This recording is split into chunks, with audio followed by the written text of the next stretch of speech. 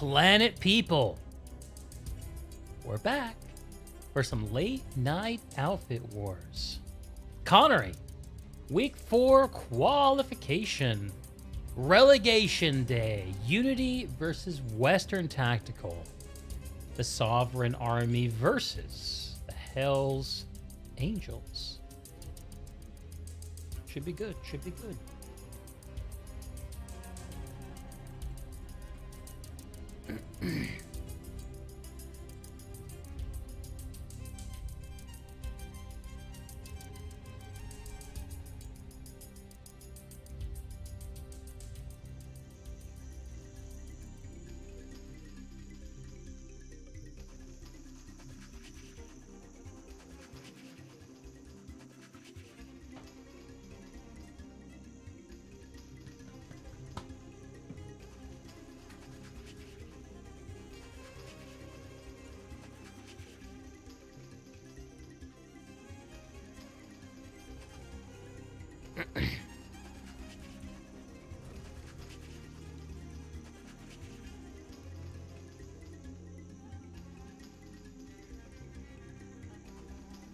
All right, we're in the match.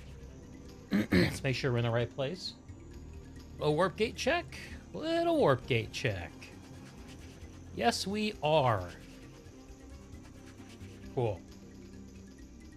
Well, everyone, welcome back to Outfit Wars. We're on Connery now, and we're watching the confrontation between Unity and Western Tactical. We've got a chunky 14.5 minutes till game time, so plenty of time to go grab a drink.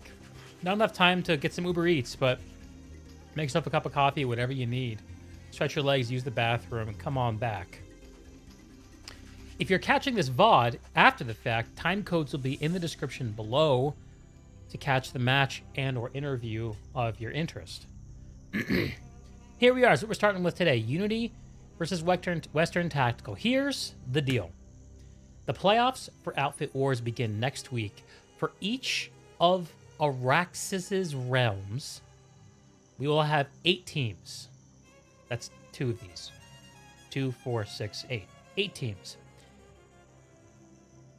So, for Connery, with the amount of teams in the mix, that means we'll have a single undefeated team going to the playoffs. That'll be either Recursion or Vikings. That match is happening in about 40-something minutes. Should be a good one.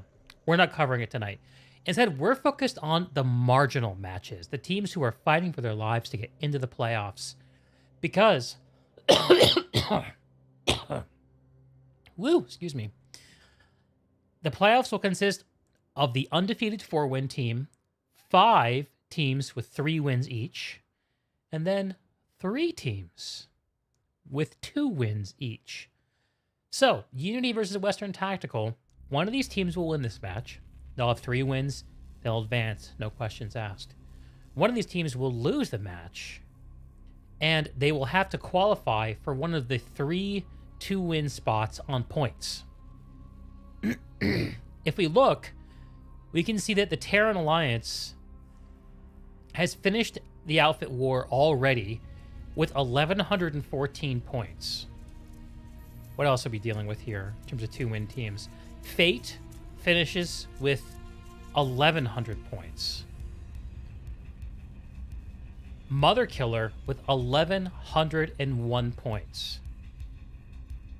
That makes Fate the last place team in the playoffs currently. So between Western Tactical or Unity, if you win the match, you're good to go. If you lose the match, you've got to score enough points to get up over the 1,100 hump in order to not be disqualified. So for Western Tactical, that would be 307 points, not likely in a loss. For Unity, that would be 263 points. A little more feasible in a loss, but still less likely. Be back. Yo, what's up, Henry? Trying to get my caster voice on, but I just slammed some pizza and making me phlegmy, bro.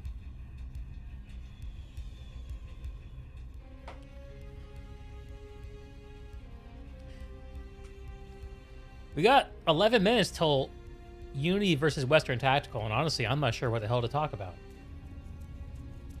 I've casted what? 4 matches a week? No, 8 matches a weekend times 4 weekends. Missed a few, like 30-ish Outfit Wars matches at this point. I've learned enough that I like this format and I like this continent. I'm really enjoying watching the meta evolve for some of these teams. I just watched Sokar's Legion mop up Step Vanu with an entirely armor and infantry focused strategy. Just completely surrendering the skies, but countering it with ground air and an overwhelming infantry presence. And I watched Step Vanu lose that match in part due to their pilots seemingly uselessly occupying positions in the air. Western Tactical and Unity, I don't know enough about these teams to predict what kind of strategy they'll use. I'm hoping to have a co-caster join me, but I think I may have been stood up. Courage from Go Hard Gaming was going to jump in, but I haven't heard hide nor hair from him, so he might be flying solo. What toppings? You could look it up if you want, Henry. It's the Trader Joe's Pizza Parlano.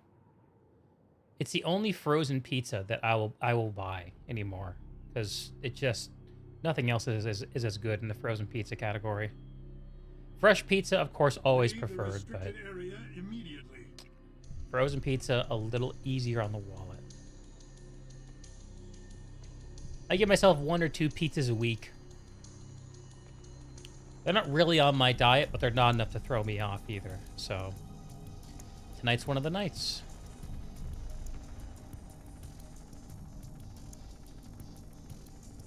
Looks like folks in the, I believe the Western Tactical Warp Gate are having a good time. No, hang on.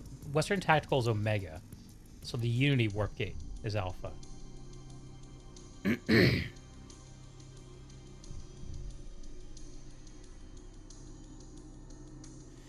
So what have you learned about the Nexus?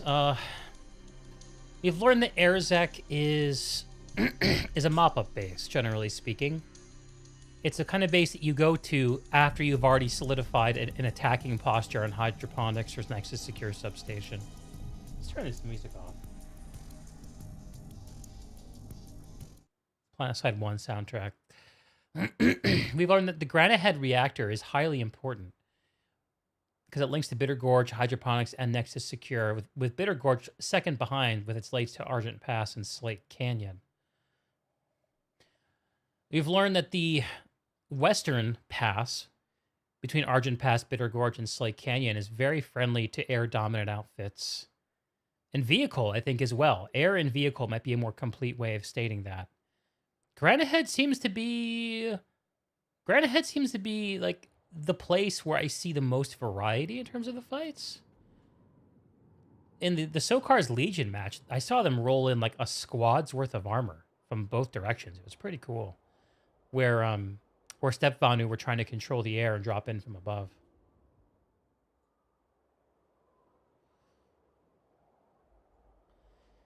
Anyway, we got 7.5 minutes before this match starts. I'm hoping that we'll get some interviews after the fact to finish up the final qualification matches in the United States for this outfit war. Alaskan, every time you watch a tourney, it's this map. Yeah.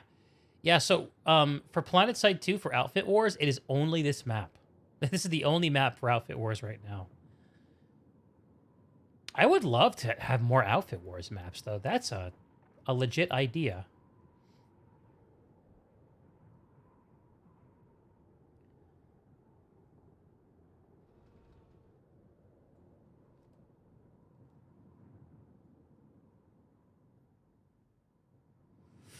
Okay, we need a little bit of sound, don't we?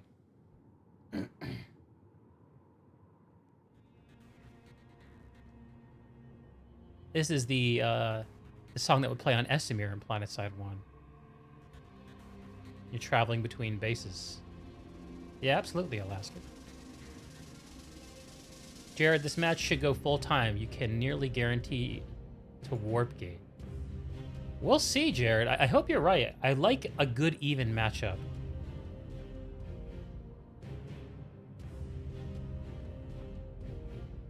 We'll see. As long as it's a good match, that's what I care about.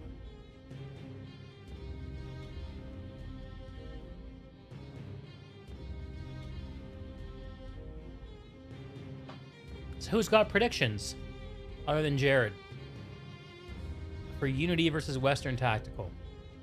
I think we're gonna have to shorten Western Tactical's name somehow for callouts. It's a little too polysyllabic, I think. WTAC? WTAC? I think WTAC. That'll work. Still a little wordy, but it's okay.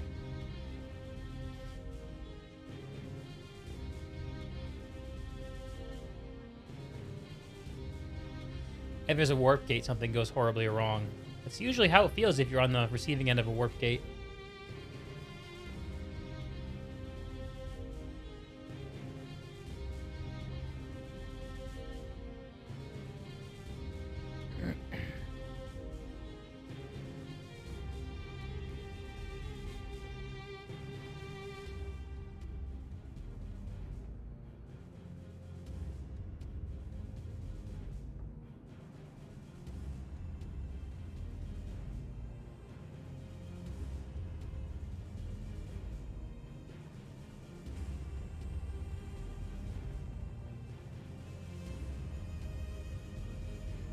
West Tac. I like West Tac. That could work. Yeah, Jerry. Jerry, I'm familiar. I'm just trying to come up with a shorthand for callouts, for barks. Because Unity is easy. Unity, 3 syllables. For Sokar's Legion, you could do SKL or the Legion. I like the Legion. That's flavorful.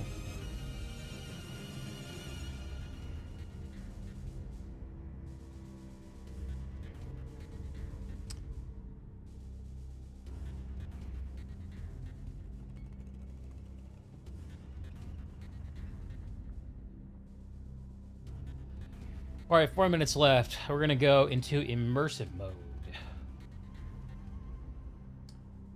And hit that record button before we forget. As a recap, for those who are just dialing in now, this is the final week of qualifiers for the Connery Outfit War. Western Tactical versus Unity facing up against each other. The winner will go on, and the loser probably won't. Connery will have 3 2-win teams qualify for the playoffs with the most qualifier points. Right now, the number 3 team coming up in the last place is Fate of Connery with 1,100 points. So, for either of these teams to lose and still get into the playoffs, they have to get up to 1,101 points, which for Western Tactical would mean 308 points in a loss. And for Unity, it would mean 264 points in a loss. Neither tremendously likely for a losing team. Jared, you hoping that I'm going to be surprised by what's changed for this match? I can't wait, dude. I really enjoyed WTAC's match last time we casted. Last week, we were able to grab some of the Unity match, but not all of it, I believe. And they had What's a really up? banging. Hey, he's here! Yo, what's up, man? The Holy Yeetman's here, man. Yeetman. Better late than Yes, never. sir. Introduce yourself to the stream, brother. We're live. Yo, what's up? I go by Courage Go Hard, the Holy Yeetman. I'm the guy, Go Hard Gaming, man. I'm that guy. And yeah, man, I'm excited to be here with Deej, cast this match, man. It's gonna be a good matchup here. So yeah, I'm hype. Hell yeah, dude. Are you technically squared away? Are you in the match in your observer cam and everything? Just had some technical issues, but I'm working on it right now. It should be fine. All right. Well, the match gets going in just under 2 minutes, so hopefully you can get that squared away. Okay. Everyone give a hearty hello to... You've given us like 3 names to call you, man. You got to pick one. What's it going to be? The Holy Yeetman. The Holy Yeetman is what I go by, Holy man. Yeetman. I'm going to go with Yeet for short. Nice. Go I like that. Hard Gaming. Yes, that's the move, man. Go Hard Gaming. Number 1 most positive gaming community in the world, man. Hell yeah, bro. After your match, I'm going to want to ask you about how your match went this week. Oh, okay, sure. But for now, let's focus on what's coming up ahead of us. Yeah, Hit the definitely. music. We have just over a minute for Western Tactical versus Unity. Yeet, any Alrighty. predictions? I really think that Unity's gonna make some big moves, but West they got the tactical viability, so I think they might have the edge there with the tactics, but Unity they casted their last match and they're really unified, and you know they really move together, they push together, they The you never unit see one of their cohesion. guys. Yeah, the cohesion's really good with them, so I gotta say that's the best part. What is the match number? I believe it's 3-0-3. Yeah. Okay. So 20 seconds to go. I'm going to have a look here at the warp gate on the alpha side. This is the side belonging to Unity. I'm seeing 5 galaxies, a Valkyrie, not very many ESFs, a bunch of galaxies. Zooming over to the Omega side for West TAC, I like that shorthand. That works. Just debating that. I'm seeing the same number of galaxies and a whole lot more ESFs. West TAC committing to a much more air-heavy opener. The match is on. Western Tactical versus Unity. Week 4, Outfit Here Wars. we go.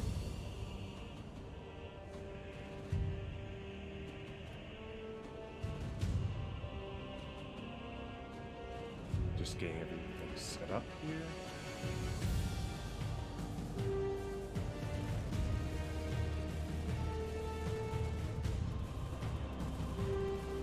I'm seeing a Citadel shield immediately go up over Air's Satcom Hob for Unity, and West TAC's air is pouncing on it, popping that bubble as soon as freaking possible. Match number's 3, you said? I think it's 3, yeah. Okay. If you start at 0, count down from the top of the listings. Gotcha. All right, I'm in. Word. I'm currently passing through Air's Satcom Hub, where West TAC is getting an early advantage in terms of numbers, but Unity has the action on the points. All 3 of them going their way. 2 minutes to cap these midpoints. They go fast if you have all 3, but that's the trick. You got to own all 3 to make that ground. The fight in the air decisively going for West TAC as Unity gets pushed all the way back to their warp gates and their Nexus Alpha. I'm going to have a look at these other 2 bases in the mid lane, Granite Head and Bitter Gorge. Starting with Granite Head, we see a Unity Galaxy deployed above the base, and Unity in control of all 3 points. Granite Head is a really important facility. It's really important that you lock that one down. We're seeing Unity in here on B point. They're holding it down at Granite Head. Not much resistance here. West TAC doesn't seem like they seem to be focusing this facility very much right now. Yeah, and West TAC also not really present at Bitter Gorge. The West TAC play not really too clear in my head right now. They may have overcommitted to the air opener. The C point isn't even flipped for anyone. Okay, here it goes. West TAC starts to flip C at Bitter Gorge.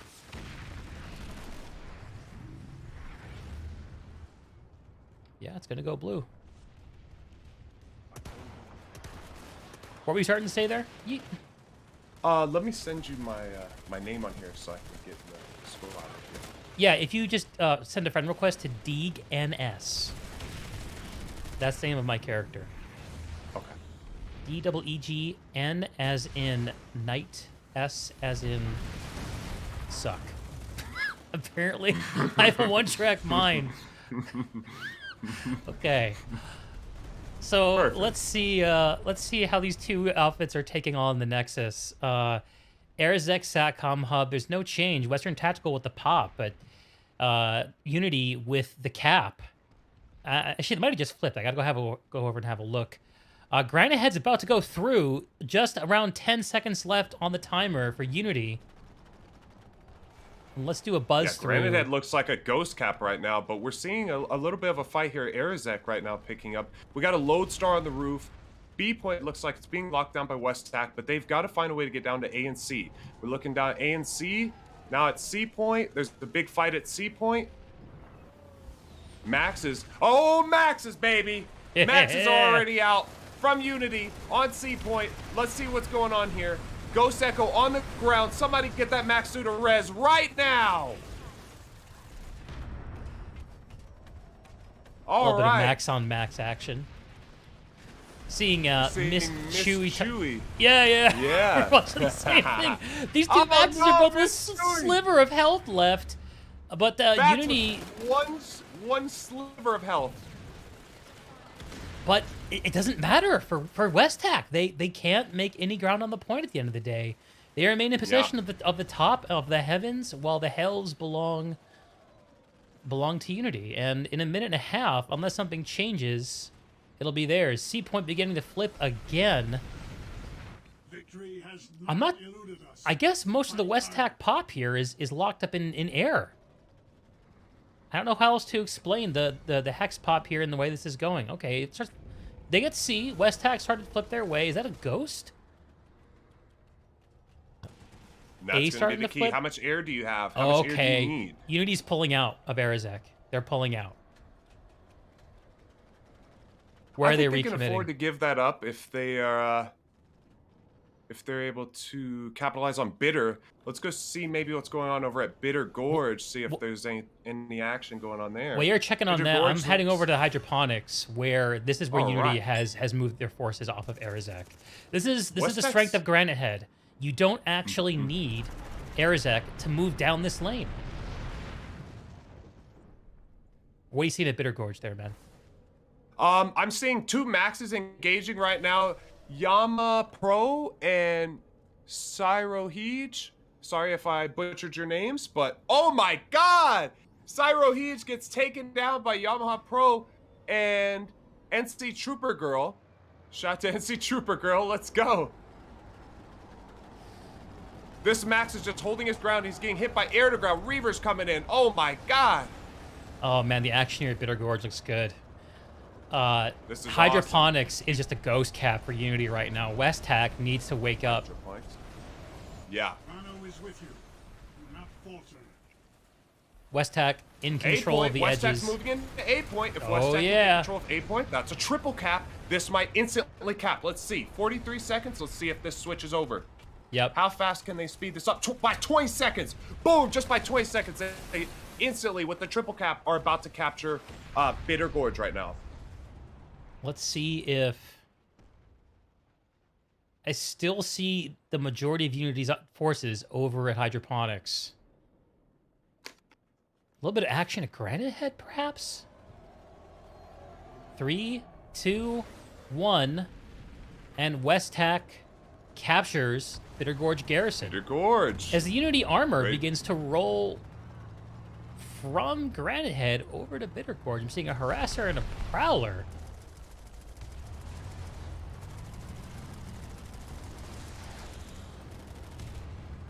I think one of the most challenging opportunities when it comes to Next is successfully integrating all the domains. You can see Unity's attempt here with these ground vehicles. I heard a Steel Rain. That's got to be... Where's that going down? Hydroponics? Uh-oh. Red Steel Rain. Here we go. Are we going to see Maxes here? Max Rain. Let's see it. Yep. Oh, Maxes are here. Max Rain, baby. With Bursers. They got Burster Maxes. And they're getting hit with air to ground right now. Air to ground on that Max suit. The Tapper from Tap Way Station. Let's see a big play here. Oh, the Valk is down. The Reavers. The Reavers. Can they make it happen? A Valk drop. A Uni Valk drop coming in right now. The air to the ground action on the point is hot. Them. The air to ground. Oh man, underpopped. Unity takes back the point from WTAC, who pumped up on this base. The WTAC air flying in, trying to make a difference, but Unity's already inside. Unity's got that point hold. You love to see the point hold. This is a really good point hold right now. We got an Ordnance Dampener in here. We got a Max suit in here. You know I love the Max suits. I believe I just saw... A Unity orbital. Oh, a Unity orbital. I think Unity's already starting to make a move on Nexus Omega. Uh-oh. I'm not sure Let's go exactly what check I'm on seeing.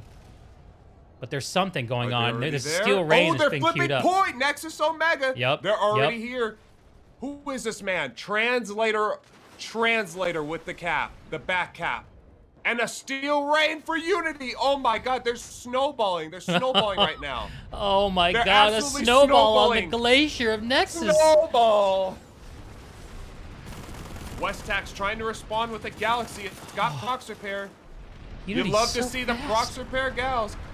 Unity's really fast. How fast did they get in here just now? That was incredibly fast. And this one honestly could be over. I think once you're here at Nexus, it's really bleak hard. and it's really hard to get. Yeah, this facility is just really hard to get into. I mean, and having that air, they're gonna need. Oh, we got Money Pants in a max suit on the point. Let's get into this point. Oh, Money Pants getting kills on point with his max suit. Look at Money Pants go. Look at him go, man. WestTAC pushes off Unity from the Nexus. For how long? Look at Money Pants just staring at quantization. Oh my God, he says, I'm the Big Max. Money Pants. Now, if you're Unity, you've parlayed your speed at Hydroponics Bay into getting WestTAC to pop dump on the Nexus Omega, which means that should open up Bitter Gorge Garrison. Actually, as I speak, I see Bitter Gorge is overwhelmingly controlled by WestTAC. Yeah, if WestTAC can actually make a push on Argent or Granite Head from here, they could Yeah. actually regain control of this match. Yeah. The only issue right now is the timer has been started at Nexus Omega, and that is the last timer of the match. After those 6 minutes, this game will be over. Unity is back on point here at Nexus Omega. They are making moves. They're getting that point hold established.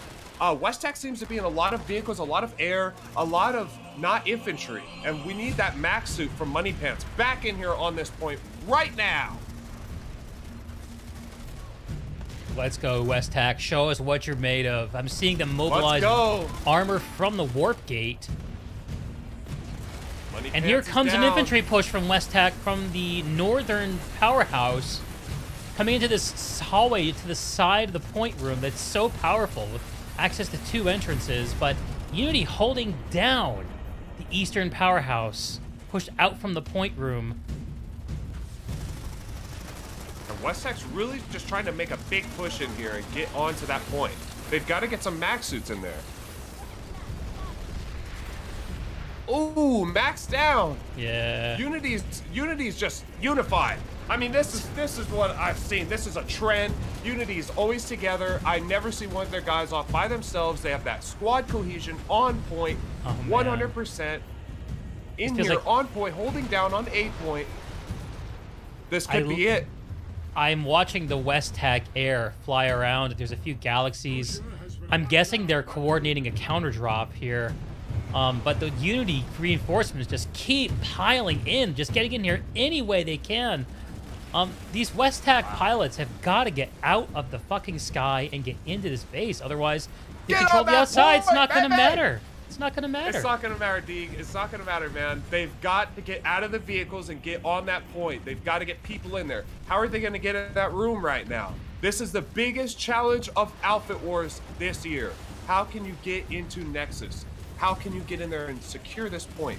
Where do you need to push from? Back door, front door, left door?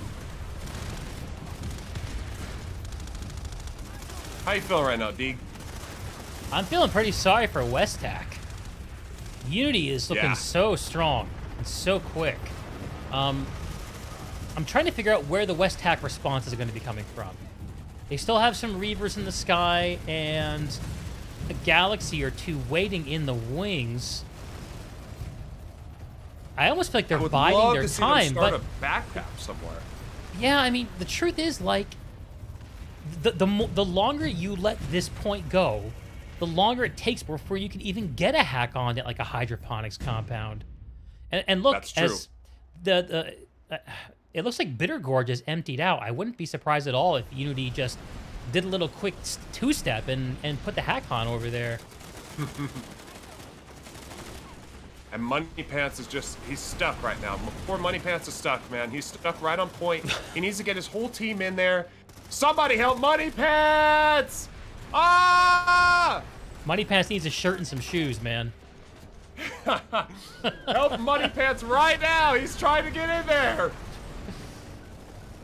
There's an accordion bomb still in have front of the the plate gallop. room. And you just wonder if there's maybe a miscommunication going on with WTAC right now, or maybe they're a little bit WTAC? thrown off. Gathering? They're gathering in the spawn Yeah, room. they're gathering in the WTAC's spawn gathering room. in the spawn room. A max I have crash! to watch for an orbital here. Oh! Watch for an orbital Max from either crash team. time. This would be the time. This is it. This is going to be the play of the game. Are they going to save this game? This would be orbital time right here. Let's see an orbital. If not, WTAC's going to come here with Max. WTAC's moving in.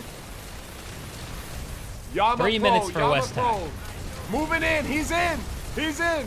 WTAC's in the building. They're in the building. WTAC needs to regroup on point. They need to get in here and take this A point back. The Maxes are going down. Poor Maxes are on the ground. Oh, but they're in the other door. They're coming from 293. Oh, wow. Oh, Here they are. WTAC is going to WTAC's do here. it. They're going to take it back. Here. Let's go, WTAC. Yeah. Let's fucking go. Let's go. Way to go, WTAC. Hell Beautiful. yes. Hell Beautiful. yes. Now, if we can look at the map, let's see, how can WTAC turn this game around right now? They're going to need to get Bitter resecured. They're going to need to get Granite Head. They're going to need to get Hydroponics. They need to get a backcap going. They need to get Argent going. They need to be looking at how can they get vehicles moving out. This is the time for the vehicles. This is the time for the aircrafts. They need to be moving out right now. Right now, they need to be gone, out of here, get out of Nexus Omega, finish that timer. I think they cleared their spawns. Let's see if we see any spawns I can't here. figure out where Unity is. Can you figure out where they are? Unity.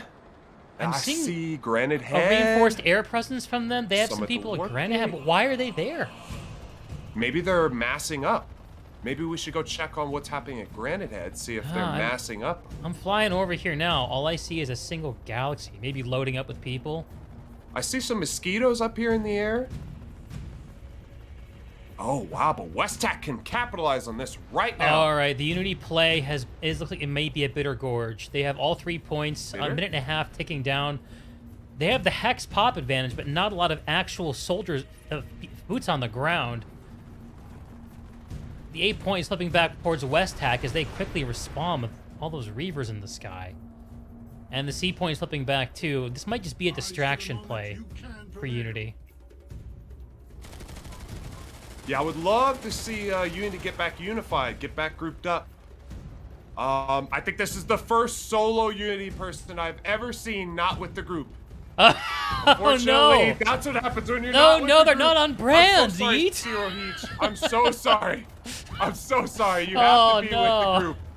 All right, You have I'm to be watching with a the couple of galaxies for Unity flying between Granite Head and the Nexus. I think this is the Granite play. Head, Nexus? I think this is the play. All right, I'm gonna Watch fly for the over. drop. Uh-oh. Uh-oh. There it is. Uh-oh. The drop in. Drop on the Successful eastern drop. side. Texas, baby. Woo! Quantization. All right. What does he got? Does he have Bursers or does he have anti-infantry? That's the question. And we're seeing these maxes pushing in. We got over here Emperor Oof. Emperor's trying to make a play. Oh, WTAC with the WTAC flank behind trying the to make a play. powerhouse. They're coming in right behind Uh-oh. Unity and Oh. shooting them right in the ass. Oh! Shot in the ass. You hate to see it. Something bit me. Oh, man. Okay. Unity This is great. They're Yeah, consolidating. Unity's moving up these stairs. They're unifying. Yeah, they're moving up rezzing the each other. stairs. They're Look, getting Max's back up. Yeah, they're getting unified. They're getting back to their main call. Unity assemble. Unity. Unify. And while we were hanging out in the powerhouse, they also took the point back from WTAC. At which facility? Bitter? At the Nexus Omega. At next. So, yeah. Unity is. Oh, Max is coming in. Here we Here's go. a push. Here's a push. Let's see it, baby. Oh, those Maxes are going down. WTAC, you gotta get in there. All of WTAC needs to be pushing in right now. Oh, it's gonna get bleak if WestTech doesn't push in. These Maxes are just in here. They're locking They're down. blasting. We see Fats over here. Fats is locked down. He's got the natural cover here. He's not worried about a thing. He's locking it down. All these Maxes in here are just saying, we're gonna put our feet down. We're gonna stomp our feet on this ground. We're gonna hold down A point.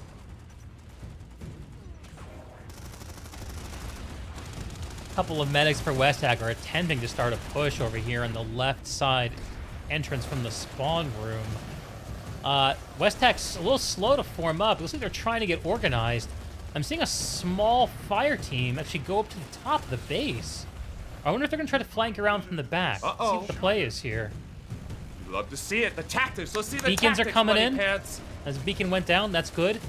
They're coming in like the they're back flanking door. around I see to the... Dog the Bounty Hunter coming in the back door. They're coming in the back doors. I thought they were coming in. Where'd they go? All right, they are massing above this northern door, and they've dropped down to try to figure out which cardinal direction we're pointing in. Oh, there's not that many of them. Do the triple degrees in the top. I think WestTech is trying to coordinate a push from all directions at once. Maybe just a little too many tactics here. Too many tactics. Too many tactics. Wait, it actually seems to be working. The perfect amount of tactics. But these Maxes are saying we're not leaving the A point. These Look TR at these Maxes, dude. Who do we got? Chrono? Shout out to Chrono, just holding it down on point. He's saying we're not leaving. We live here now. A fire team from WestTech is pushing from the back. No one sees them yet. They've touched the point. Oh, can they take down these Maxes fast enough to make a difference in here? They've done it. They pushed them off. Let's go. They're mopping up. WestTech has point control. Wow. Way to go, WestTech. Way to go, WestTech. That was beautiful. That was a great. The perfect amount of tactics. The perfect amount of tactics. Okay, they got 24 minutes left in this match to do something with it. And another 4 minutes before they regain control. Is Unity going to give them a chance to breathe, or are they going to remass for the Nexus? I think you're on your heels at this point. You're stuck at Nexus Omega. You have to wait for that timer. If you do pull anyone out, you need to pull out a couple people right now. Just a couple people. You don't want all of your people leaving the point, because if they walk in here, when you guys leave WestTech, then Unity can come in and steal this and take the win. This is for the win at this point. Speaking of winning, just got to get back on their feet here. While things are busy at the Nexus, Slate Canyon is going towards Unity. It's being ghost capped by Unlimited Prowler, who off-brand is not in a Prowler, but in his infantry boots. Oh, there's a Seraph Shield crash that just came in here. You know I love the Seraph Shield crash, but it unfortunately did not work out for Unity here. Unity's still making moves in here. We got Gunnarsson holding it down for WestTech, standing over that Max suit saying, hey, you're a Max? I'm not a Max. I don't care. Autocrates living the Prowler dream up on the stone ridge above the road, coming from Slate Canyon, pelting ground to air on the Western Tactical Fleet. WestTech still in control of the point room here. Plenty of dead Unity around the periphery, and I think I'm seeing a push coming in from the Warp Gate side from Unity. There's not that many there, actually. Okay. Looking at the mini-map, looks like they might be coming up from the Slate Canyon side. Yeah, I think they're just getting a free cap over here at Slate Canyon, right? Yeah. A lot of action still on Nexus Omega right now, on that A point. I'm not seeing many Maxes in this poll. I wonder if they've burned through all their resources with all the aggressive Max play we've been seeing. That's a real big key to Outfit Wars and Nexus is your nanite usage. Are you using your nanites efficiently? How many nanites are you going to get? And how many nanites have you already burned through? Tapper from Tapway Station. This guy's famous now. Look at him go. He's over here. He's clearing people out. He cleared out Mal. We got people in here moving in from Unity. Unity's pushing in. Unity's coming into the room right now. Gunnarsson's holding it down. Get that man rest up. Oh, the red West Tech's wave. not able to respond. They're pushing in. Unity's coming in from 3 different doors right now. Oh my Oh, god. wow. Oh, wow. Unity's in here. Unity's in. Unity's in. They got it. Oh, poor They got West it. Tech. All right. They So got we're that. playing a little bit of tug of war with the cap timer.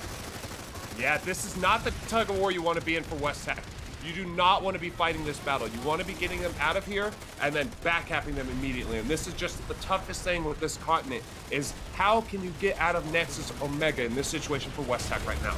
I think you've got to make sure that you're getting the backcaps going, but unfortunately that timer's still going. They have no other facilities. This could be a GG. Seeing West Tech already repeating their play from last time where they're massing in these back corners, going over the top to establish the all-direction flank. This That's is a good where that move. West Tech air really benefits them because they have plenty of cover in order to actually get set up in these positions. Nothing it maxes from either side, though. Those resources is hard to come by, I guess. Ooh, that West Tech push from the Warp Gate side looks like it's going to be squashed by Unity. Well, there's still a fire team and there's still half a squad up. All right, spoke too soon.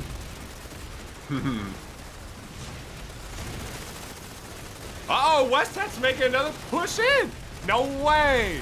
West Tech is just proving the tactics are Oh my superior. God. The tactics are superior. Wow, Unity's wiped again. West Tech is actually doing the best effort to come back in here and get this Nexus Omega back. These West Tech guys are fragging. They're fighting for their lives. They're getting it, man. How many times have they stormed in here now? 3 times they've been able to actually get back control of the point. Yeah. That's I've actually really never impressive. I've never seen this base flip this many times in a match. I don't think I have either.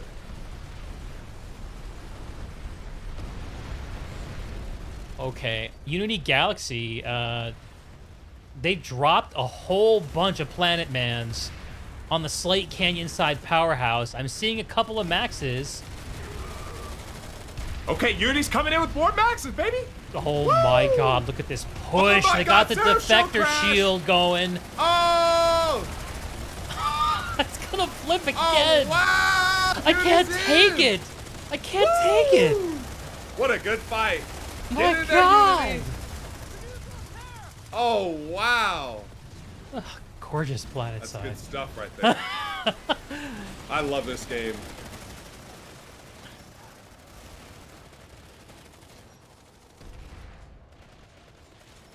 Wow, West Tech completely wiped off the point. And this is the battle of attrition. How is West Tech going to respond to this push right here? They've got 1, 2, 3, 4, 5 maxes on the point. This might not be able to be recovered. Well, West don't think Tech has there's any- 4 minutes to do something about it.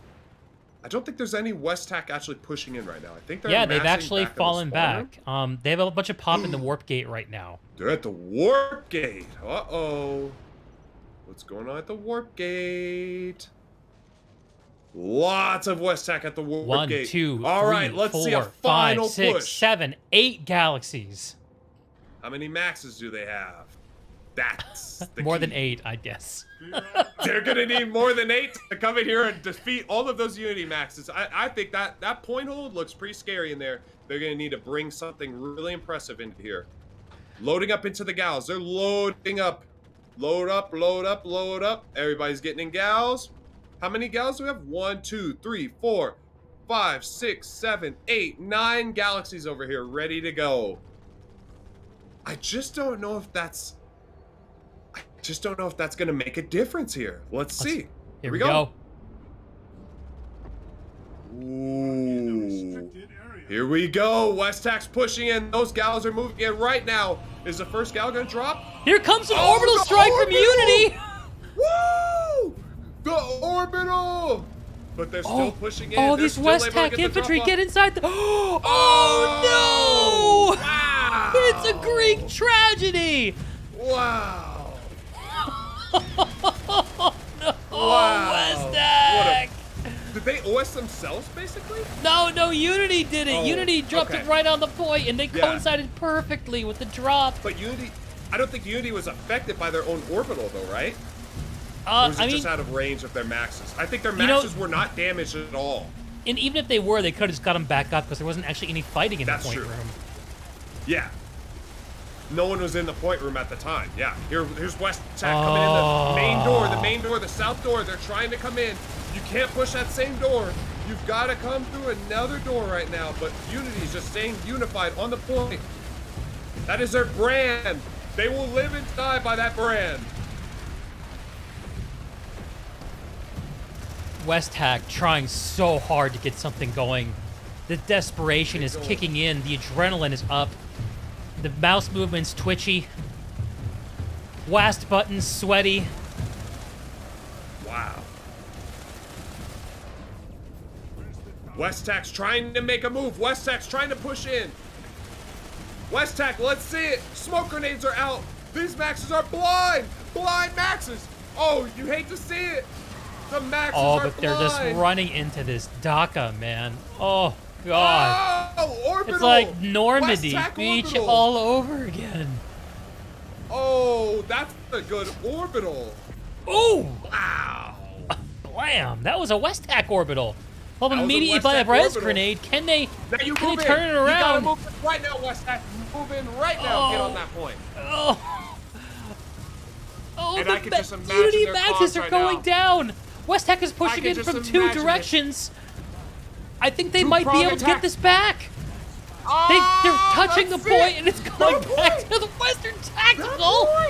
Well, how did they do this? Spot's got the Seraph shield up. Uh-oh. Oh, WestTAC made the move back in. Way to go, Oh my WestTAC. God! Wow. What a good back and forth here from Unity and WestTAC. This is a fun game. Oh, res grenade. We got zombies. And they're down. Who is this Maxu right here? Who is this man? If Unity is going to be Unity here, I expect them to fall back and redrop. They have 14 minutes left in this match. This is the only base they're playing for. WestTAC another literally drop. can't do anything other than defend this point for the next 5.5 minutes.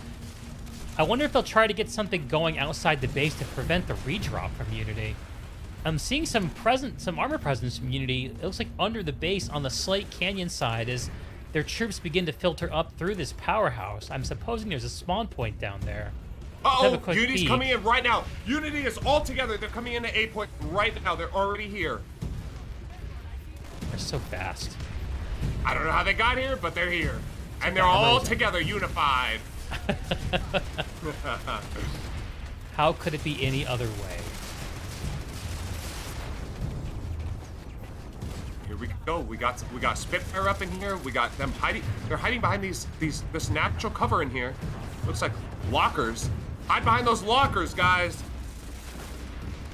Just picking off, trying to see what they can pick off, trying to get in here, trying to force a way in on WestTAC. We got the Maxu, the NC Maxu with his shield up. He's just holding the line, blocking as much damage as he possibly can. Oh, and Unity's coming through the back door as well. Uh-oh, a two-pronged attack from Unity. That's the way it's Two gotta doors be, right man. now. A three-pronged The maxes attack. are rolling in for Unity. Uh-oh, here we go. Unity's coming in. Maxes are first. Maxes are moving. Bats is moving. Oh, up. they're going down. They're Mama Pro falling down. to the WestTAC onslaught. The res grenades are going Get your off. Robot. Oh, wow. Unity making their way in. Unity asserting their dominance right now. But do they have enough alive to make it happen? They're going down. They seem to be going down. Unity is going down right now. Some WestTAC's going down as well. Oh, here's a push from the Slate Canyon side from Unity. They got the Defector max shield going. This is Oh, it. Sergio Yep. crash again. Yep. You love to WestTAC see is it. too Robot weakened Ninja by the making other a push. big play. Surfbot Ninja.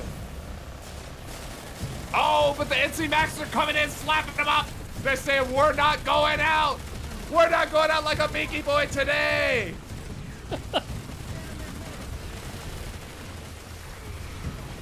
Oh, wow. Kenyan Warlord is just holding his ground here. Keanu holding the ground here. These maxes are saying, we live here now. This is our spot. We're not leaving this continent today. 11 minutes. This is like survival mode. Pure this is horde chaos mode right at here. the top of this powerhouse. On the Slate Canyon side. Unity have it under control. They have like a 2-squad strength in here almost. They're just consolidating their fist and getting ready to punch. WestTAC WestTAC could easily flank around from the spawn and really fuck with them, but they're just not putting anything together. Too scared to pop off the point, no doubt, and I don't blame them. But the lockdown... Oh! Tapper from Tapway Station making a huge push in. He's telling his guys, get in there right now. I made it in. I did it. You can do it too. Let's get in there. Let's win this game. You love to see it from Unity. Pushing in, making big moves. It just might not be enough to get the Nexus Omega right now.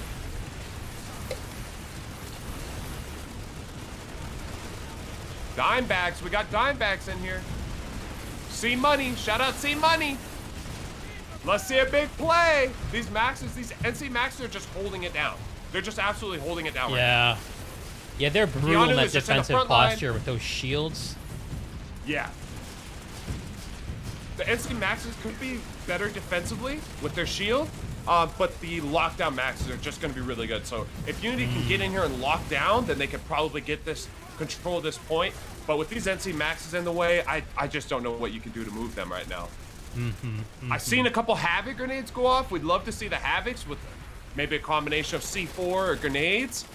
That could be the key.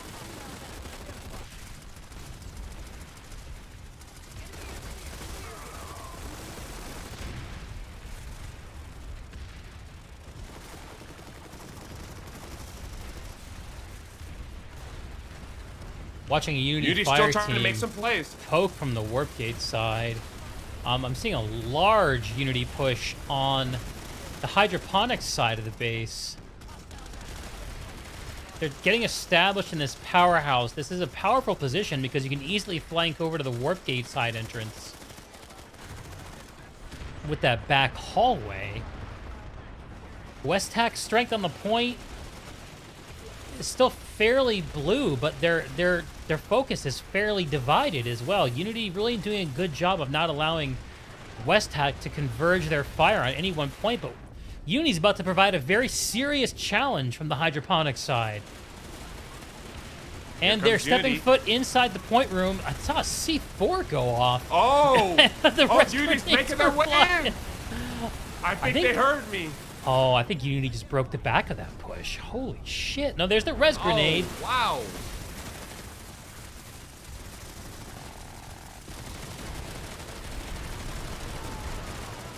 Unity tapping the point just after WestTAC reset. Wait, hold on, look at the map. WestTAC, tell me you're putting hacks on. Yes! They've got hacks on at Slate Canyon and Hydroponics. Yes! Yes! Back caps. Let's love go. To see it. You love to see it, WestTAC. Let's go. Good back caps. I think they're done here. Oh. I think this fight is over. I think this fight is over. WestTAC won this fight. Oh, wow. Everyone's dead. WestTAC, Unity, dead. All dead. Everyone's dead. Game over. Everyone died. Good game. Good game. It's done. Steel Rain over Slate Canyon. Yeah, we're just playing for fun now. We're just playing for fun. We have 7.5 minutes left in this match.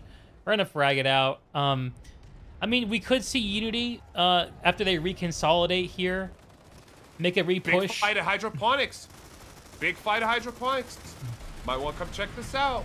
Unity has retaken Slate Canyon and they reestablished the lightest link to the Nexus. Not a lot of WestTAC here. Looks like their play is over at Hydroponics, as you say. Yeah, I think Hydroponics, it looks like WestTAC actually did do a gal drop. WestTAC is on point. They are point holding right now. They are officially point holding. They got turrets in here, Spitfires in here, Ordnance Dampers in here. This is a really good point hold. This looks very promising for WestTAC right now, but you wonder on that backside over at Slate where you were just looking, are they able to get that backup going again? No, they're at Nexus Omega. They are flipping Nexus Omega. Point seems to be neutralized. Oh, Unity's back. Uh-oh. You know, they got They got time on this. There's still 2.5 minutes with Unity's speed. And actually, they're pop here. Beacons are going down, and they're dropping in. I don't see where they're consolidating quite yet. Do you see where the Unity folks are coming in at? Hydroponics? Unity has some presence here at Hydroponics, yes. They probably have about a squad or 2 at the most here. Are you seeing anything over at Nexus Omega right now? I'm still at Hydroponics trying to figure out where this fight is even coming from. I'm seeing WTAC really just kind of ghost capping here at this point. I mean, Unity's coming through the back door on Hydroponics right now. But I'm watching a few people. Half a squad outside of door 1 at Hydroponics, poking in. I mean, this is just enough people to keep WTAC busy. Maybe catch them while they're sleeping, but WTAC is not sleeping. Here comes a Valkyrie for Unity, and it's dropping a fire team of troops, reinforcing this. And the Hex Pop suddenly flipped red. Unity making a big push in from the skinny stairs, and they're going to touch the point and just flank the shit out of this WTAC point hold. Really good push by Unity. That could be all she wrote. It looks like WTAC gave up Hydroponics to get Nexus back.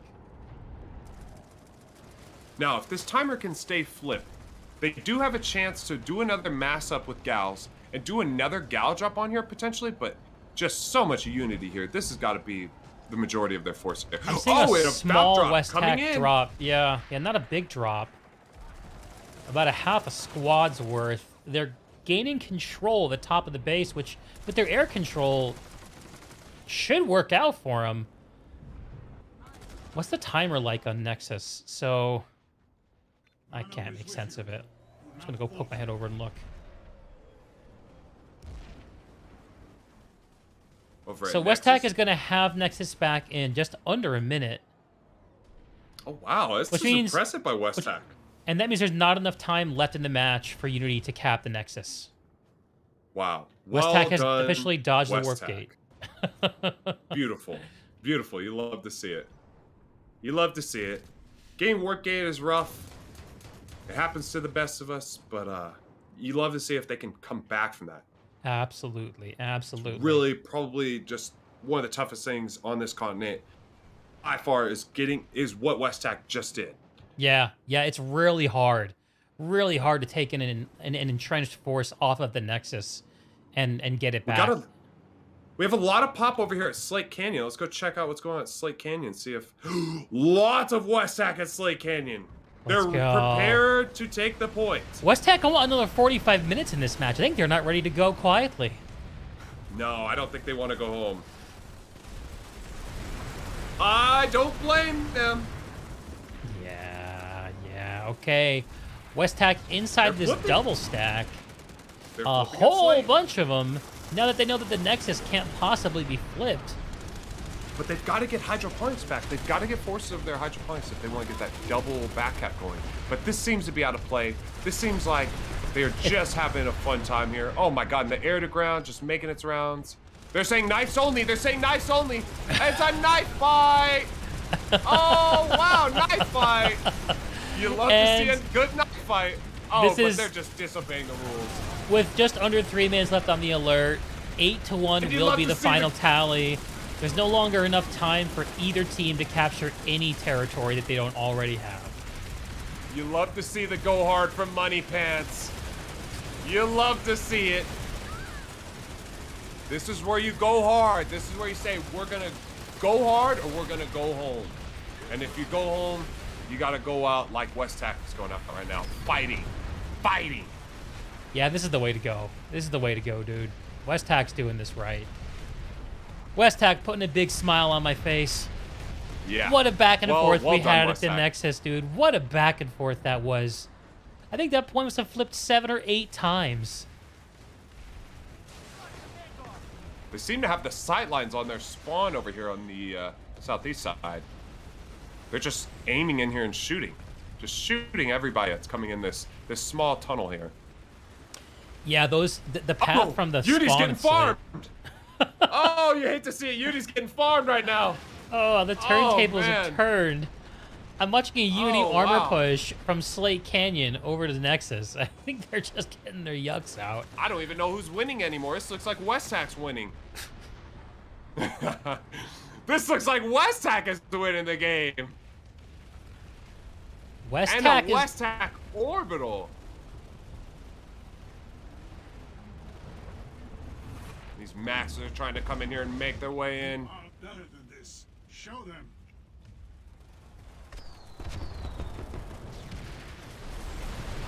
Looks like Unity has a Sunderer squirreled away in the cave. With a minute and 40 He's still seconds trying. for WTAC, this match is gonna end before the base timer ticks down. If you're here watching and enjoying the match, you can stick around immediately after. We're gonna hop over into the Hell's Angels versus the Sovereign Army. The match has already begun over there. Oh, sweet. So we're gonna jump in midway through. Yeet, if you want to stay on, dude, you're 100% welcome to continue the ride. Am I good to? Yeah, I'm down for another one. Hell yeah, dude. If you don't mind having me, man. It would be my privilege to have you along.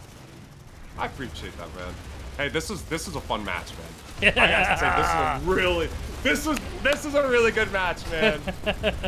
This is a really good one. This was fun to cast with you, man. Yeah, I have really been enjoying a lot of these Connery matches. Yeah, Connery's where it's at, man. I know people hyping up Emerald. I know. You know, goblins and a lot of these outfits are really good on Emerald, but where did they come from? Let's be real. Where did they come from? Connery. And Unity's victorious. congratulations to Unity defeating Western Tactical in the fourth and final week of Outfit Wars qualifiers in the Nexus season. Unity goes to the playoffs, and Western Tactical, well, they update their tactics logbook and get ready for next season. You know, WestTac just really had a good season. I mean, we've seen a lot of different plays from them. They've changed a lot of the meta. You love to see these outfits just come up with new strats. You know, I think they did armor ball at one point, did an air ball. They've just really adapted and made different plays. And I think this is, you know, a salute to Moneypants. Great season. Great job, great effort. And Unity, really good job, Unity, with just staying unified. I gotta say, man, that's gotta be the trademark of them, is they're always together, they're always making plays. I don't see that. I seen one of them today for the first time, not with the group, and he was dead. And that's how it works. That's what he gets. Okay, so I've popped over to Sovereign Army versus Hell's Angels. This match is about 18 minutes old. And it's a dead heat, 5-4, currently in favor of the Sovereign Army. The Hell's Angels. What's the match number? It's 4, I believe. Okay. It's the one right after the one we just did. Okay. Let's have a look at the map before we dive into the action. Nexus secures an all-out brawl, where it looks like a Hell's Angels attack is being staved off by the Sovereign Army. At the same time, the hydroponics compound is being taken, is being defended by the Hell's Angels against. They're trading, so they're attacking each other's identical bases, Nexus Secure and Hydroponics, and the defending team is winning both encounters. Each of them have about 2 minutes on the cap timer, and there's no. Well, I take that back. I was gonna say there's no action anywhere else on the continent, but as I speak, a ghost cap for Hell's Angels starts ticking down on Bitter Gorge Garrison. Let's have a look at the action at Hydroponics to start. Did you get in okay, Yeet? Right. Yeah. Cool. Yeah, I'm in. So we're going to take a look at Hydroponics. Let's go see what's going on here. We got Hell's Angels on point here. Looks like they're doing a nice little defend here, making sure that they're kicking everybody off point. Yeah, this fight is wrapping up, it looks like, at Hydroponics. Yeah, this looks like we just got here after the show. Yeah, we got here a little late for the party.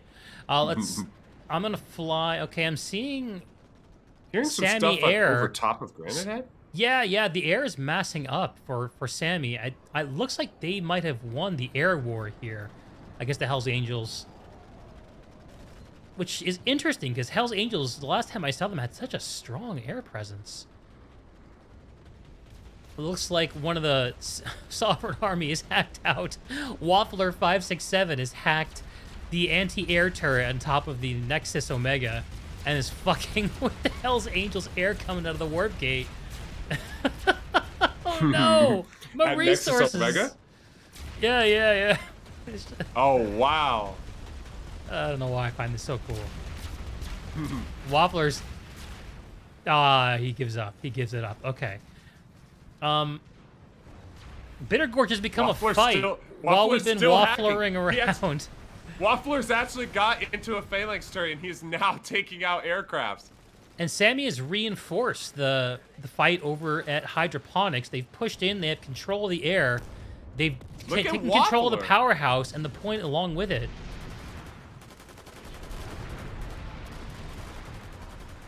Oh my God, Waffler is making some of the craziest plays I think I've ever seen here at Nexus Omega.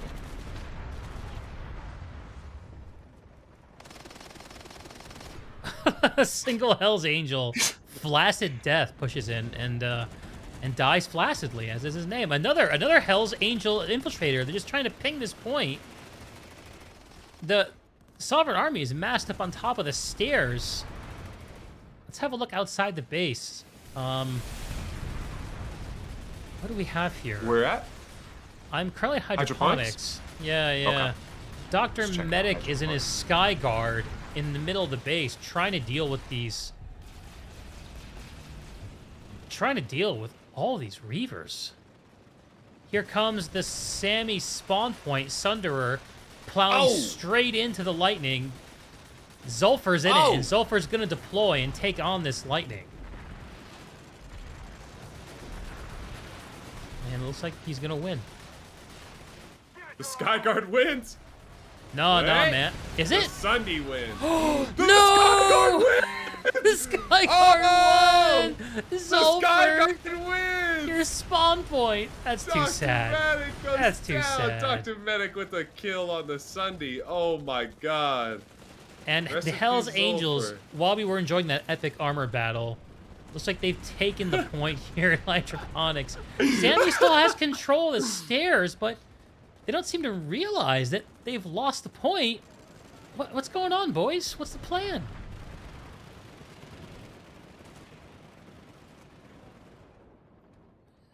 It looks like Hell's Angels are holding down Pushing this in down the point skinny right now. stairs.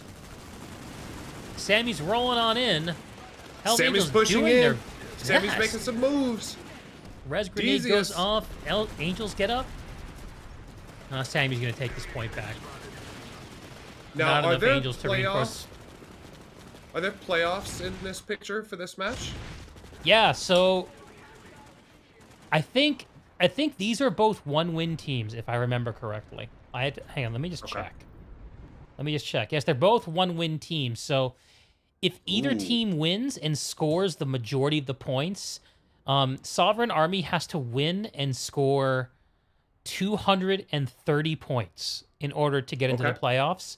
That would put them over Fate of Connery. Hell's Angels would have to win and score 328 points. Okay.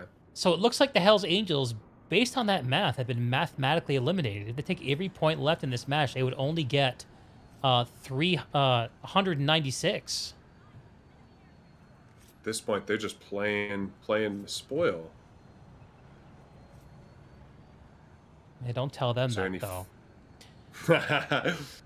Sovereign Army. We got a big Go fight ahead. over here at Bitter Gorge picking up right now.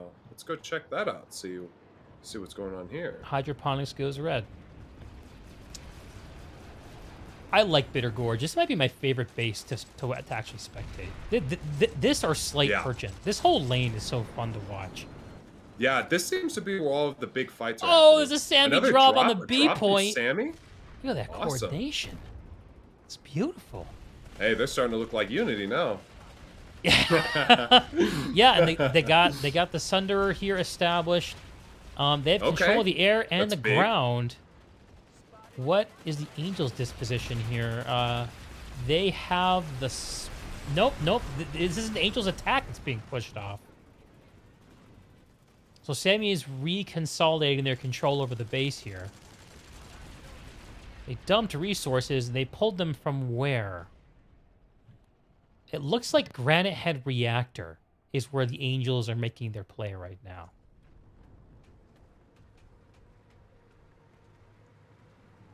Granite Head? Yeah, yeah. Okay. I'm gonna go check it Let's check out. Granite Head. They're in control of all 3 of the points here. Double stack, the triple stack, the powerhouse, and the underground point. SAMY has a few people spawning in, and they're gonna do the smart thing by starting with the underground point. Let's see if it's actually being defended by Got a the cornflake Angels. Sunday over here.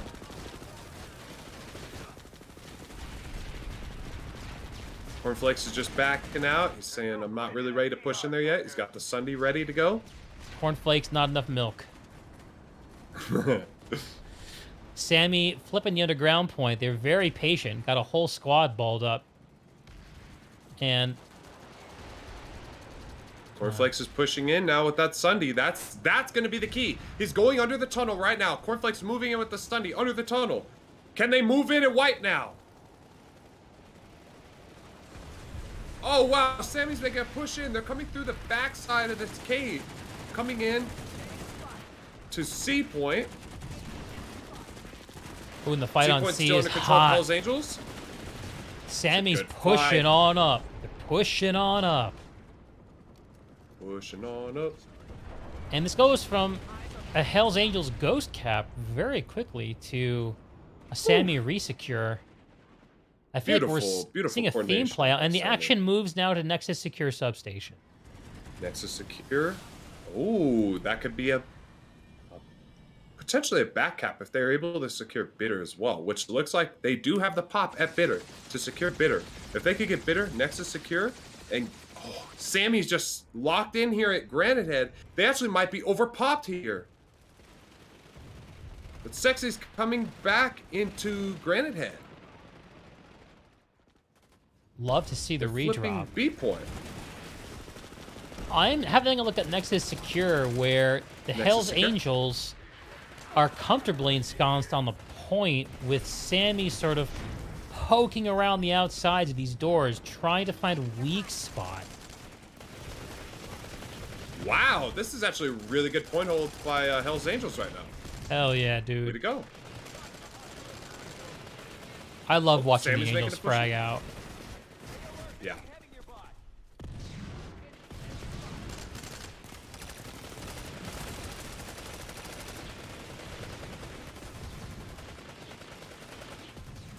We're getting some combat here. We're getting some combat here on the A point. Nexus secure. Angels are still looking pretty good.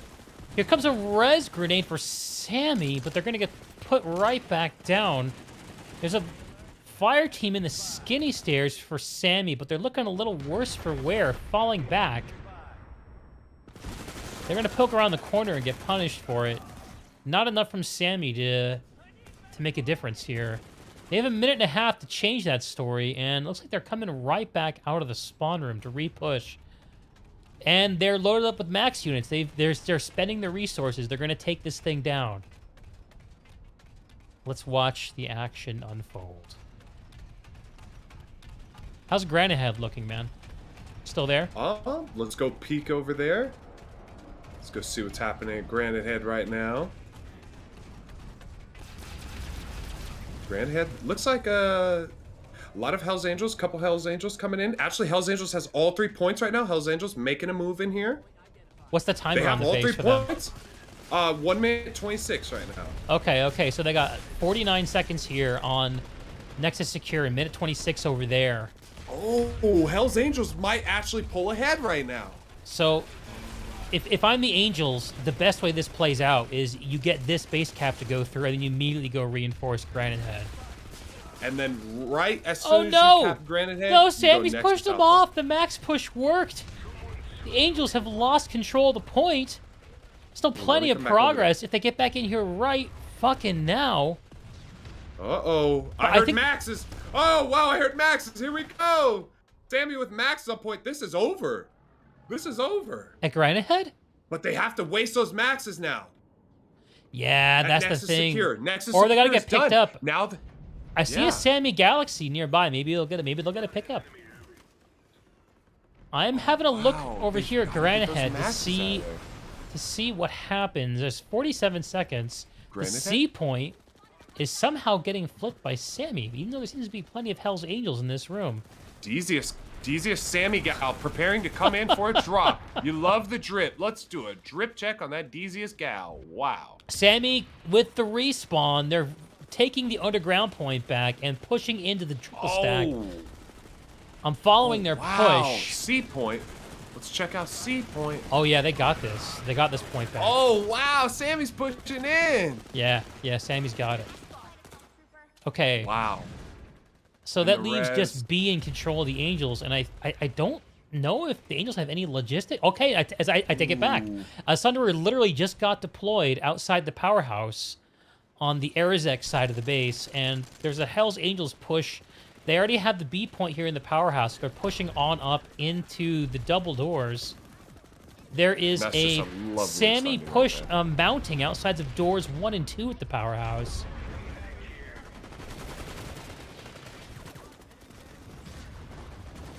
At the same time, there's a push from the Hell's Angels in through the balcony on the triple stack. And it looks like SAMY just gave up the triple stack in favor of pushing the powerhouse. These teams just traded.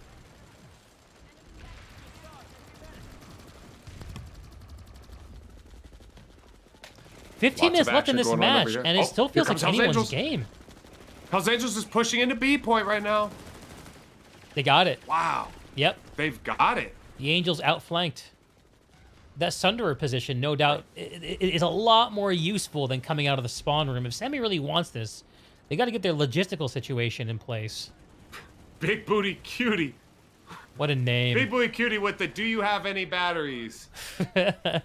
You love it. The planetside I need naming some meta. ammo. And I see a SAMY trying to Oh. spoil this cap by capping the underground point, but Yeah, Sammy's got A point. it's just 4 seconds. It's not going to make a difference. This is going to flip would have towards to the flip C. Angels. And they're getting into 6 bases to 3 lead, done. going up with 15 minutes left in this match. Ooh. They now Hell's control the Angels is actually pulling entire ahead. middle of the continent. Bitter Gorge just hacked by Bitter Gorge. SAMY, and also Looks like the SAMY, fight. while they continue resecuring Nexus secure substation, Bitter Gorge is the play. Let's Bitter zoom Gorge on looks in. like, I think you were right about that, Deeg. I think this is where the action is happening. This is where the fights are going to be at. You know, I think this facility is the only facility in the game that's really vulnerable to air, vehicles, and infantry. Yeah. And you really need a mix to take this facility. This is one of the only facilities, really, you can come in with air to ground and just really light it up. Yeah, And that's what we're yeah. seeing right now with this PPA from Loco... It's hard to say. But the cool thing about this base that I love, though, too, is that the roads coming in from the north and south are elevated above the base, which means you can get sky guards established and just fuck over all that so effective air. Yeah. It is That's such true. a fun base to watch the way people approach it. There is a Hell's Angels Sunderer outside the C point currently, being reinforced by some armor coming down that very same road I was just talking about. SAMY making their move on the A point. They're going to get it. And I don't see... There are no more Hell's Angels on this side of the base other than a single very lonely light assault. Pushing in on the A point alongside a couple of friends. Maybe I spoke too poor soon. Spandex Warrior. The Hell's Angels making a very careful counterplay Sammy at Gal A. Drop. Where they Sammy Gal drop it. Drop on C point. That's why A dried up. A, So we yeah. just did a trade, A for C. But this is actually a good move for SAMY because this puts him right over the spawn point. Oh, for the Angels, they just C4 the shit out of it. Bye-bye, Angels I think spawn Hell's point. Angels kind of has the advantage at this facility just because they have the spawn room. They don't really need to set up logistics if they don't want to. True, true.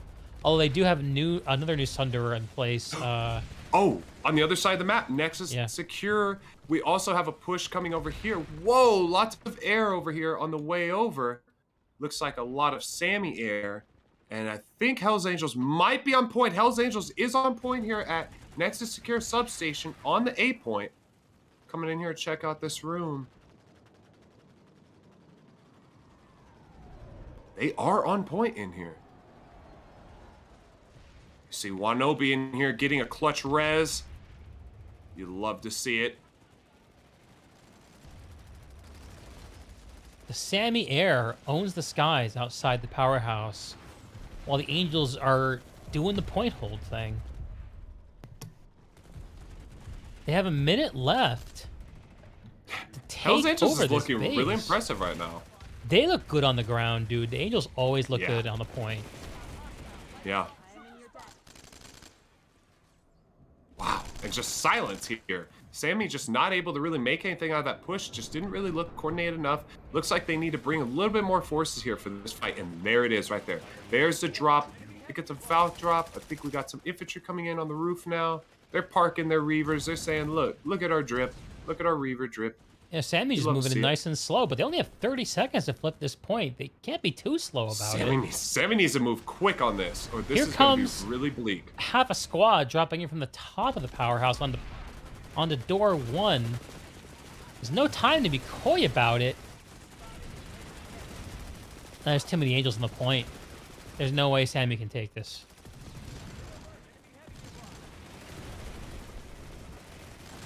Four, 3, 2, 1. Oh my god! The word shoved right back down my throat as the Sammy push from the skinny stairs comes in literally the last second. But hang on! The Angels defeat it! The Hell's Angels went. Hell's Angels gets it. Oh no! Wow.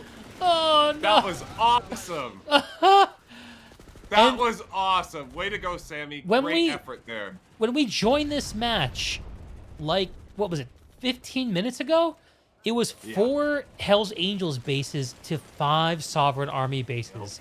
That has changed from they're at 4 Nexus to Alpha. 7, from 5 to 2. They're already flipping Nexus Alpha. Hell's Angels is at Nexus Alpha. This could be the sign of the end right here. The prophecy has spoken. The Hell's Angels take Next. flight. Now Sammy pushed him Hell's off. Angels take flight. Oh, yeah. But all of Sammy is now here. Yep. And that is not good for Sammy's win condition, because now they are literally locked here. It looks like they've lost the advantage of Bitter Gorge with Hell's Angels 40 seconds before they can take that. That'll give them a link to Argent Pass, which is the most logical next play for the Hell's Angels to make, with the majority of the Sammy forces concerned with reinforcing the Nexus. And that timer is actually about to end. Once that timer ends, Hell's Angels can actually make a move here. And Hell's Angels is on point. We got Pinky Fluffy Chipmunk Slayer. Big Fluffy Chipmunk Slayer on the point. He is getting ready to secure the back cap at Argent Pass. Bitter Gorge is coming back. Bitter Gorge, the timer is almost done. The timer's done. There. And... Monkey? Wait! Monk Slayer? No, Chipmunk it's Slayer? not! It's not! Oh! Sammy's fucking it up! Sammy did it again! Who is it? Is it Lance Oh no, again? oh no, it just went through. It just went through. Unless the map's fucked they up for me. started? I can't tell. No, that I back can't cap tell. is still active. Oh, bitter. gotta They have need a to look. get that A point at bitter. Oh, the A point is being held on by a few heroic Sovereign Army. There's a single Max left. His Who is shield that goes Max? down. He's getting flanked. He goes down. Endor 007. Rest in peace to that All man. right. All right. The Angels lock down Bitter Gorge. They swat the fly. Man. And they've started the back cap? Yeah? Yep. Oh, They have the cap started on it. A Are they at starting Argent it, though? hold. I'm seeing... It's flickering. They didn't get it. Back to What? bitter. Back to bitter. Are you shitting me? Oh, C point. Are you shitting me? Point. All right, the Angels Sammy's have... moving into C point right now. Sammy's holding on to that C point with everything they got. They've got a beacon. They've got the logistics. They're bringing drop pods in. Sammy's got a max suit in here. Oh, wow. What a great job by Sammy with that back half. Oh, my God. You'd love to see it. They are on C point. They are entrenched on C point. Hell's Angels is going to have to bring more than just a squad for this. This looks like a little bit more than whoever's here can handle. I mean, right now. I don't and actually... that Max is just, oh my god. Literally Sammy, that other Max. Sammy can't just annoy here. They have to threaten. Otherwise, the Angels are just going to move on to the Nexus. There are too many lattice links in Hell's Angels' advantage right now. And as I speak, the Angels flip back C. There are still a bunch of Sammy here. How did they flip C? Oh my god, they're stuck in the bottom floor on C point. Get up the stairs. Get up the stairs right now. A very alert Angel. Light assault. I'm gonna follow this hero. That's so... He's flipping it again! He's being reinforced. On C point? Yes! Oh, wow. The Sovereign Army is just so confused. Like, where are they coming from? How are they getting over the walls? Do light assaults exist? Oh my god. Okay. Well, Bitter Gorge remains a bitter rivalry. Nexus Secure is being pushed back by the Sovereign Army. They've made their play. They've learned their lesson. A couple dog fights up here in the air. You'd love to see it. Dude, I love the air-to-air fights in the observer camera. Oh, They're so fun to watch. It's awesome. Like Star Wars shit. Cornflake's moving in. He's in a Reaver over here. Who else we got moving in? We've got a Scythe over here. By the name of Mobius Knight with a takedown on Jalandrol. Sammy's still annoying at Bitter Gorge. It ticks back towards the Angels, but they immediately trigger the C point. Argent Pass, still no action. Sammy's got to get going right now and making some big plays. They've got to get some caps going. There's only How's Bitter doing? There's only 5 minutes left in the match. Yeah, I don't know if this is really possible. Let's do a little bit of lattice math. Okay, let's do a little bit of lattice math. See what the best outcome for Sammy could look like. So if this cap goes through at Nexus Secure, that puts them in touch with Granite Head and Arzek. So they've got to start both of those. Those are both 2.5 minute long caps. Let's just play some fantasy planetside and say they cap both. Okay. They would have to cap both those bases without losing Argent Pass immediately, and that would win them the match. That's the only way I can see it happening. Argent Pass. Finally, Hell's Angels get their blue balls thawed at Argent Pass. They were waiting so long for their moment. Poor backcappers who are over there just stuck on that. Chipmunk Slayer still in here, just cloaked, just completely hidden. Going stalker infill. He says, "I exist here, but you don't know that." You don't know that. There's a Hell Angel spawn point set up underneath the Argent Pass point. Idux is leading a push right into Argent Pass right now. He's pushing in. Sammy's pushing in right now. They're about to make their way into that 8th point. They're getting picked off. PPA Passover. Oh my god, what a beautiful PPA Passover. That could be it. It's the last supper for Sammy. That's brutal. Oh. And you love to see a Vonu outfit doing well, especially against an NC outfit. I mean, this is incredible. All right, here's a moment of truth for Sammy. They've resecured Nexus Secure. Granite Head Reactor, the hack is on. I'm seeing them have somebody at Arazek. I want to see the hack go on at Arazek. I want to see this hero push from Sammy. Let's see it. Are they being backcapped again? Hell's Angels is backcapping at Nexus Secure. I don't think they can cap at Arazek like they want to right now. No, too slow. But the Bitter Gorge flip, or the Granite Head flip has already started, so they can finish that. They can get that. That one still is in play, but the Arazek is probably going to be too bleak. Is anyone on point at Arazek? Yes, there is one Sammy person over here on B point at Arazek, not able to flip because Nexus Secure is being backcapped. Oh, brutal. Whoa! Brutal. Okay, at Nexus Secure, let's zoom in on the point. The Hell's Angels, the point is their color, but there's no one here. It's a ghost town. It's a ghost cap. It's a ghost cap. Okay. Hang on. 2 minutes left in the match. 3 minutes on the point. There's no point. Nexus Secure is Sammy's for the rest of the match. It can't be capped. Sammy is at Granite Head. If they can flip that, they'll be at a 1 base disadvantage. Minute 40 on the alert. Oh no, they need to get all 3 of these points. Coming over to Grand Head. They need to get all 3 of them right now. Okay, C is flipping Sammy's way, but the Angels are massing up and ready to make a push. This is the fight. This is the fight at C point. Sammy's got it. Sammy's got control over the C point. But can they get control over B point? B point! B point has Hell's Angels in here. Oh my god, lots of Hell's Angels in here. I need a medic, Tofberry. Oh my god.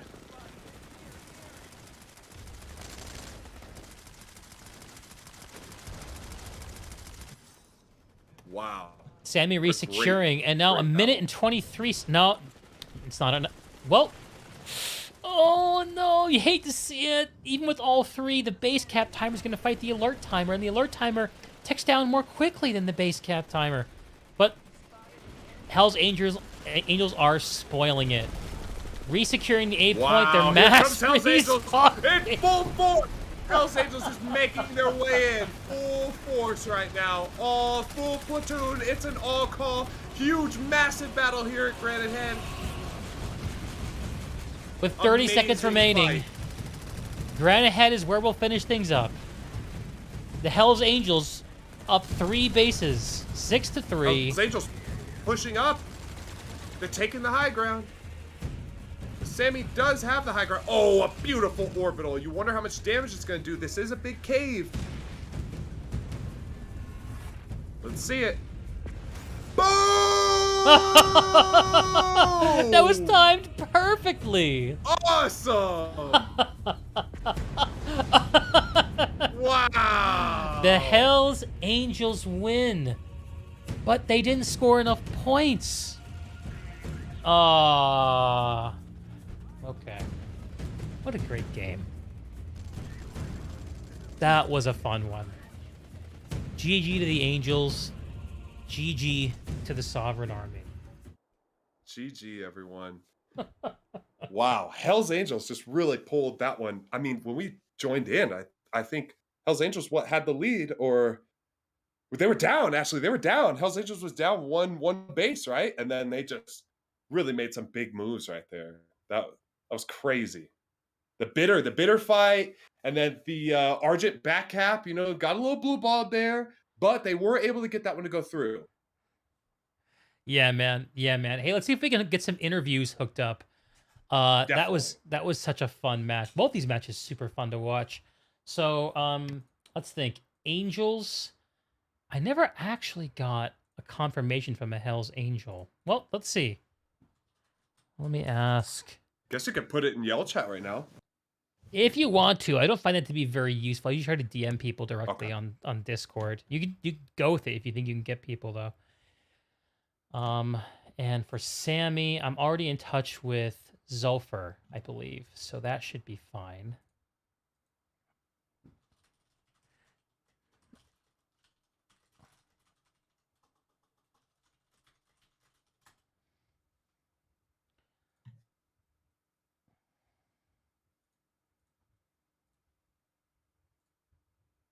Cool. Wow, that was a fun one. We got blessed with 2 really good matches, man. That was awesome. The first one with Unity, that was good. With WTAC, that was good. And then this with the Hell's Angels coming through, I would say that was a bit of a comeback. I feel like Sammy really had that one locked down. I'm really glad that both those matches did not end in a warp gate. I've seen too many warp gates, man. Yeah. Okay, I have Zulfur from the Sovereign Army ready to jump in. We're going to pull him in while I continue to reach out to the Hell's Angels for comment. So here he comes. Okay. Everyone say give a hearty hello to Zulfur. Zulfur, you're live on the cast. Hello, DrMoneypants. How are you guys? Great, man. How We you just doing? enjoyed the hell out of your match. Yeah, it was a good game. We're feeling a little bit disheartened, clearly, but because we're out of the tournament now. Yeah. We tried our very best. Obviously, our best wasn't good enough. Props to Sexy for bringing the heat today. Yeah, so tell us about it. This is a really important match for y'all. There was a chance at the playoffs for both teams. I haven't looked at the scores. I'm not sure how things look, but I understand this is the last week of the qualifiers. It's kind of a go home or move on kind of phase. Yeah, so we're 1-3, so we're out of the contention. So Sexy Hells Angels has a chance of getting through, depending on. It looks like they are going to get through. Yeah, looks like they're going to get through because they're 2-2 with more bracket points. Word. Actually, Mother Killer as well. So look, it doesn't. It depends. It's down to PSB right now. Sorry, down to a Daybreak to decide who's going to go through, I guess. Oh wow. Interesting. Yeah, it was a fun game. Yeah, man. You sound a little discouraged. Tell us about that.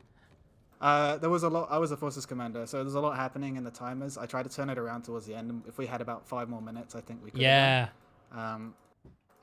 We just got sort of dumped on and put on the back foot, and we couldn't recover from being on the back foot. So we started the game really strong, and they sort of just out-rotated us, got the timers ticking in their favor.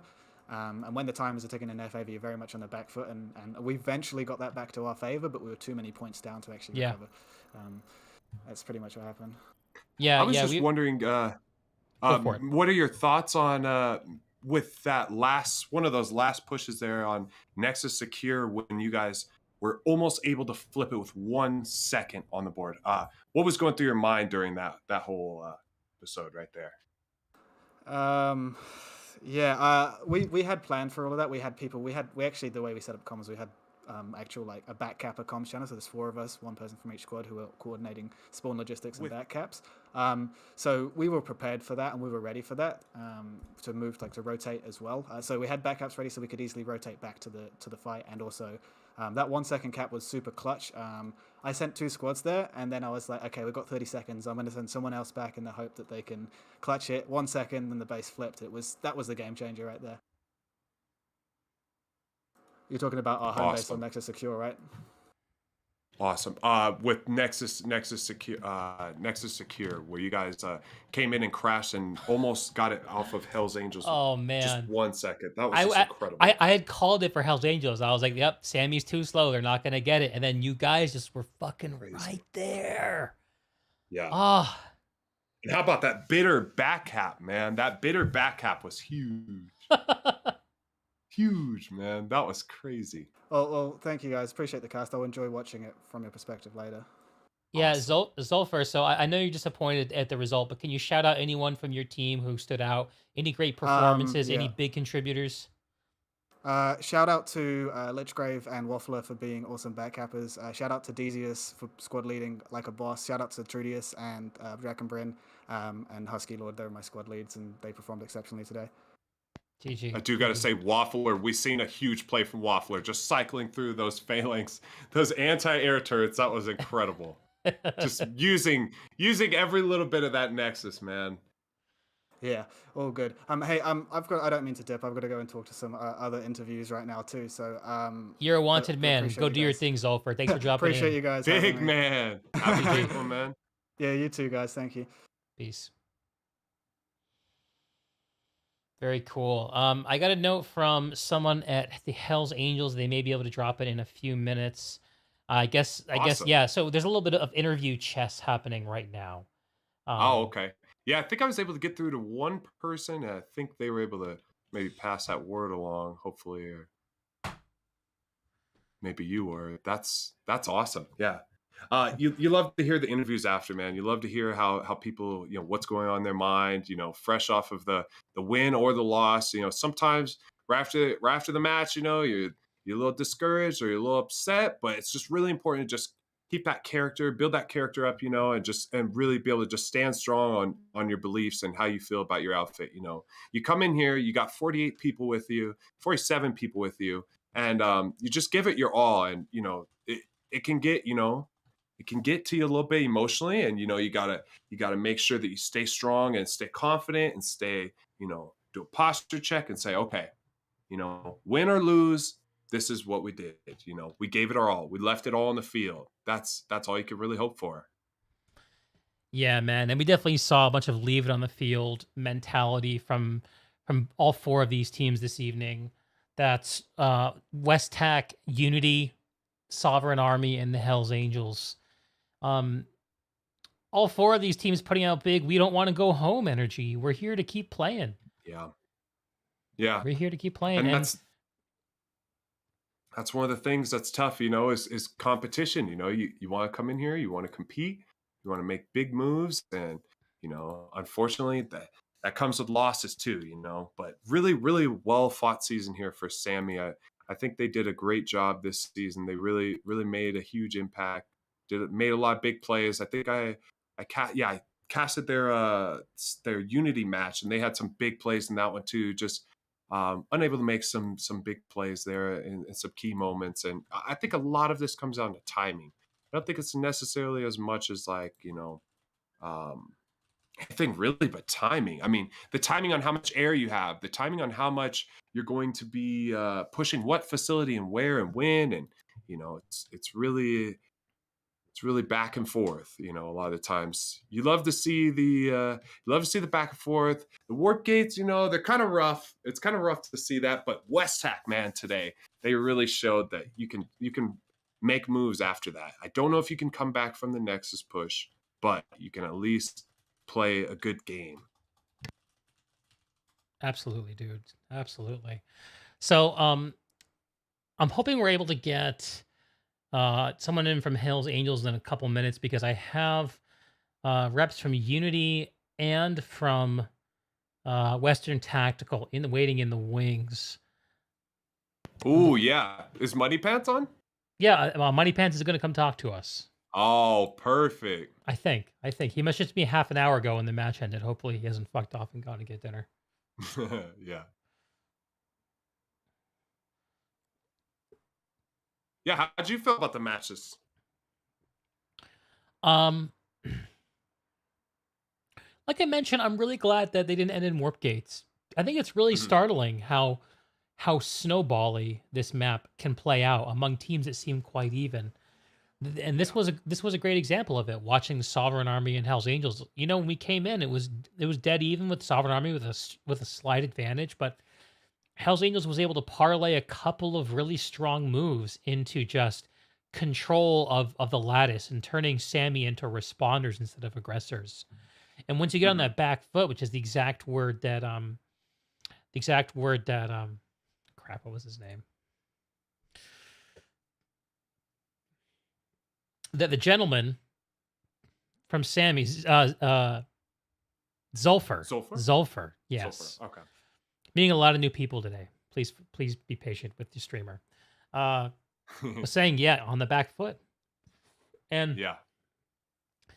But I think the most fun moment of the evening for me has to be the back and forth on the Nexus from WestTAC and Unity. That was just crazy to watch. And WestTAC seemed like they were about to get snowballed out of existence straight back to their warp gate, and they just kept coming back. It was very fun to watch. Hell's Angels, I didn't expect that performance from Hell's Angels. I mean, they've got to be, you know, they're repping hard for Vanu and Connery. So you love to see that. Not too many Vanu Connery outfits, you know, and to see one of them make a good play here and make a good move. Are they going to be in the playoffs? Let's have a look. I don't think, based on the qualifier math we did in the middle of the match, I don't think it was possible for them to score enough points to beat out the third place qualifying team. Kai says no, we're not. Yeah. I think they ended up with like maybe around 1,000 qualifier points and needed 1,100. I'm gonna log back into the game and have a look.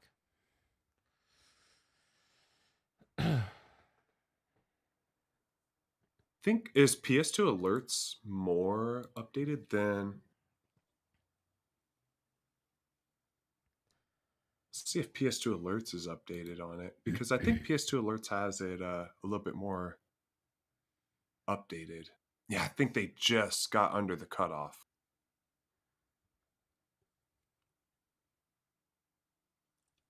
I don't know if that was enough.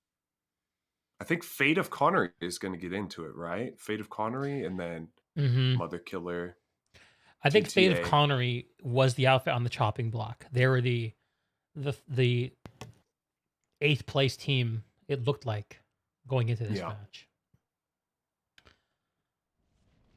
We're going to give the Hells Angels another like 2 or 3 minutes, and if we don't hear from them, we're just going to go ahead and have to do some very confusing streamer stuff by getting Unity and WestTAC interview out of the way, because I don't want to keep people up all night who are waiting for us. Popping back into the game, we can see that Hells Angels finished with 997 points, 103 points shy of Fate of Connery, who are the third best 2-win team behind Mother Killer and Terran Alliance. I've got somebody. Can you get me a link for the Discord? I've got somebody from Hells Angels who. Oh, I actually have a link. Actually, hang on. I got Pseudotaxes ready to jump in.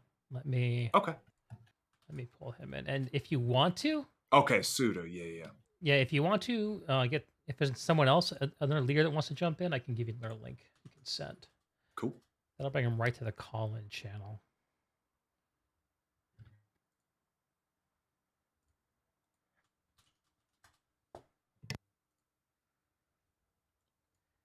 Pseudotaxes, you're live on the cast and can't hear us because you're deafened. There he is. Pseudotaxes, you're live on the cast.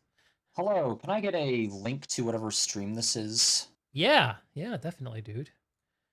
We are streaming off here in the corner of YouTube. YouTube, that's why. Yeah. I love YouTube streams.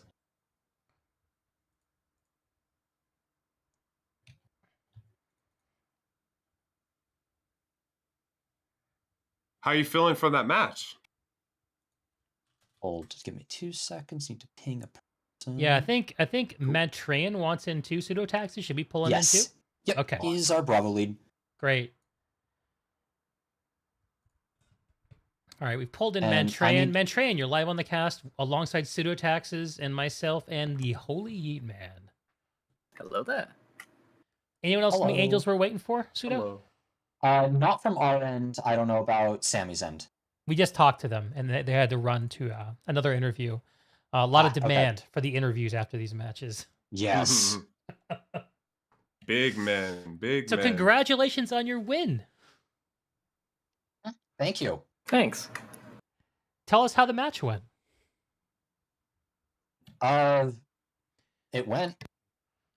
On my end, we just started our opener and we got pushed back a little bit and then found we were just able to rotate around the map, and every base we were at, we kept winning the fights and getting the cap timers finished, and our groups that were doing back caps were doing an effective job, and we found ourselves in a winning position.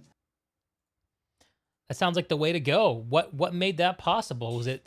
Was it people in the air, people in armor? Was it the infantry? Who was the linchpin for y'all? I think it would have to be the 6 people who were forming our Delta backcapping group, who were going around and ensuring that they were finishing small fires and getting on the bases ahead of us before Sammy was able to redrop. Yeah, I noticed that. It seemed like the Angels were just generally moving around the map a little faster, playing the lattice a little more aggressively.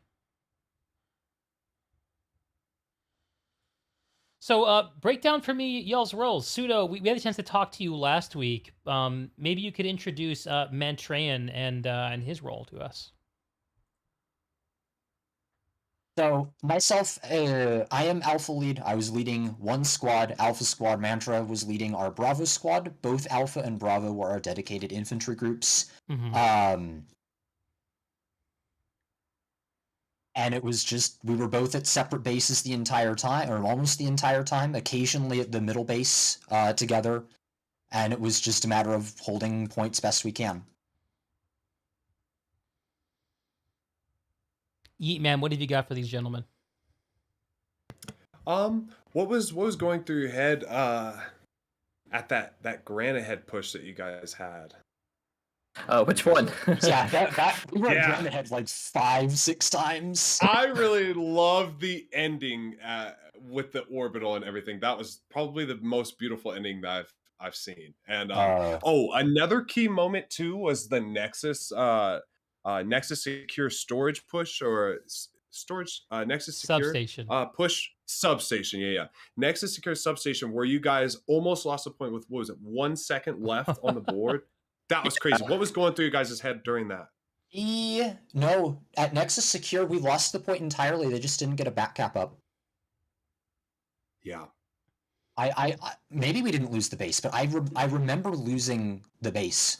Towards the end, we did lose it. We had a couple times where we took it back earlier, and then I was able to get a back set up at their Nexus Alpha or Omega, whichever one they had, and then they quickly wiped us out to get back up at the point at Nexus Sub. Another key moment too was that bitter back cap with who was it, Chipmunk, that was on the back cap.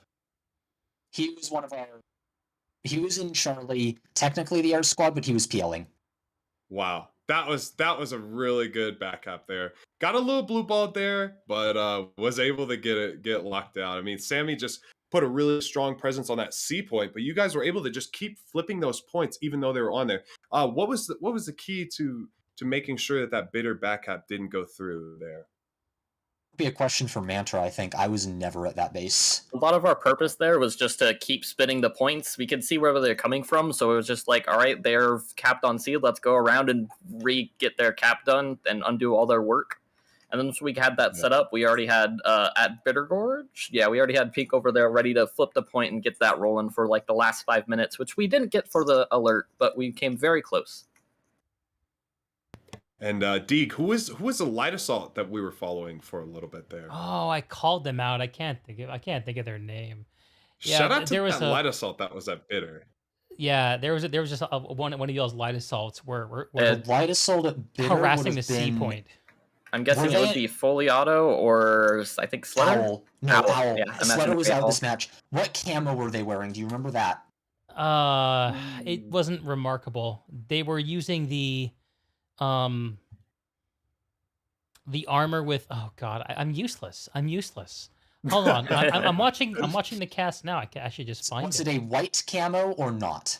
I don't believe it was I don't white. think it was a white camo. Then you were looking at fully semi-auto, who was likely running either pink or his windswept. Mm. Oh wow. Well, shout out to fully semi-auto there on that one. That was some really good plays there. When we joined in, you guys were actually down, and just to watch you guys come back there, that was really incredible. What was your guys' comms like when you guys were down? What was one thing you guys said to make the big change to turn that game around from 5-4 to come back and ultimately win the game? Nothing, actually. It just sort of happened. I mean, maybe there was something on Mantra's end, but they stalled at the center bases and couldn't get past them.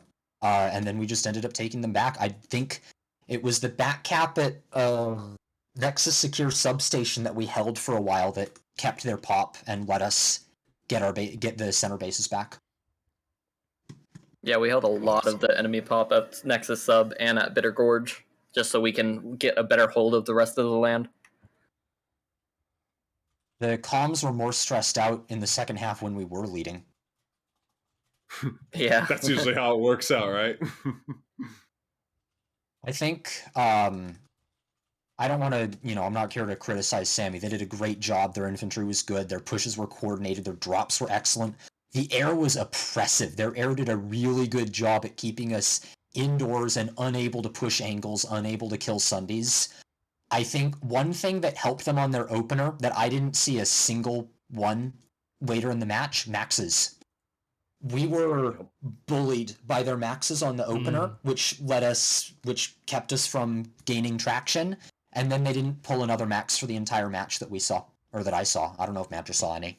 We had a couple maxes drop on us at Substation towards when they were trying to get us off to it. They wiped us off with like a 4 max push. But that was all I saw outside of the end of the match. Yeah, and that was actually a key moment too. I seen that they had a lot of maxes on Nexus, and to go from having those maxes to have them actually redeploy, I feel like threw away a lot of nanites. What was one of the keys to making sure that you guys had really good nanite usage and you guys weren't just absolutely wasting those? What was one of the keys to victory in that department for you guys? I was wasting nanites. I can at least speak for Bravo. I had a set of different Valk pilots that would basically rotate in and out for each pull, so we make sure that our medics always have nanites for our resnades, that we have enough nanites for all of our C4, so myself and 2 others would rotate Valk pilots to basically head up into bases, and then always make sure we have a beacon up for redeploy if we ever need to resupply. We can't really speak much to the armor and that management, but we can at least speak for the infantry. Yay, infantry! Yay! So I think you guys, did we determine if they were into the playoffs or not? I think you guys. We Should will get into the not be in the playoffs. We are Neither of ninth us. placement. That's unfortunate. How do you guys feel about that right now? Great. Means we don't have to deal with the stress of 3 more matches against very, very skilled and stacked outfits. The rewards this year for getting into the playoffs was a banner, which, you know, some people don't have a banner, but last year it was a knife, a cool one at that, an exclusive anti-vehicle knife. This year it's a banner. And I got stressed out this entire month, so if we don't have to do playoffs, that is fine by me. But it's unfortunate that it was a lose-lose situation for both outfits involved. Yeah. I also have another question. How is it for you guys, like, preparing for the match? Like, did you guys do a lot of practicing, and was it very difficult for you guys to get 48 people into the match? It was. We just scraped in with 47, I believe. No, 48 right at the end. It was either 47 or 48. We had a handful of ringers. They asked to join us. We did not reach out for ringers. We had a handful of ringers who joined us for match 3 and match 4. And that rounded out the population numbers to 48 exactly for both matches. Awesome. So were you guys doing like a lot of planning beforehand with that roster, or were you guys just kind of like, whoever's on the team, get in that match and let's go? Definitely the latter. Okay. Yeah, Awesome. we had a little bit of our Delta and Charlie people that were active doing a little bit of training on map reading and moving bodies around, but most of our infantry, we've been basically trading up with our squad play throughout the year, so all we had to do was log in, click heads, log out. Awesome. But And what does it feel like? The training throughout the go week ahead. was just the Delta backcappers. That's it. Gotcha. What does it feel like now to end your season on a win? How do you guys feel right now? Fresh off the brain, fresh off the match. How do you guys feel? All right. I feel pretty good. I'm happy that we were able to pull into the win. We had a great battle with SAMY. Unfortunately, that neither of us will get to playoffs, but we had fun while doing it, so I'm happy with all that. I'm sure a lot of my squad feels the same. Awesome. Any other shout outs for your squad, people you want to single out? By the way, I did look back at the cast. We've been talking, it was Odd Bits. That was the lightest salt that was fucking Odd up Bits. Bitter Gorge Garrison. He was Yeah. not in I Alpha believe he or was on Bravo. Charlie. Mm-hmm. He was doing work. Shout out to Odd Bits. Let's go. Hell yeah. Being odd. Let's go. Other than Odd Bits, who else can we show some love to? And just everybody. Everybody did a good job. Everybody contributed. There's not I'm really personally really proud of all of my medics. They did a really good job managing their resnades and not tossing them all at the same time and actually spacing them out. And I've been trying to get them to work on calling their resnades instead of just Sure. chunking them and hawking and praying. Yeah. But they did a really good job keeping our longevity on points up. Cool. That's And probably now another I point for the I need nanite a very management. honest answer on the next question. Akashige, is he dead weight? Is he a total dead weight? I need to know. No, he was from Soltech, and apparently there was some absolute BS on Soltech with outfits not participating, so they joined us. We also have another interview to get to. You guys have any final questions? Nah, dude. I think I'm good. Okay. We're great. Thank you, Congratulations on the Pseudo, win, and man. thank you, Alrighty. Mantra, for jumping in. Thank you Congrats very on much. your win. Yeah, thank you for All right. casting. Our I- pleasure. No problem. Oh, man. she Discord mantra. Copy. Have fun with Archie. Yeah. We love Archie. So the reason I was talking shit to Akashige, so just so everyone in the stream knows, that's Kai. Kai, who's here every night. Kai, who I love, and who holds me accountable. Thank God for Kai. So we Awesome. have something really amazing about to happen. We have 1, 2, 3, 4, 5, 6, maybe 8 different Western Tactical members about to jump into this interview. This could be chaos. Awesome. This could be chaos. I'm gonna start pulling them in, and we'll see how this goes. Awesome. I'm just gonna give them a warning that this is happening, because of the logistics of this.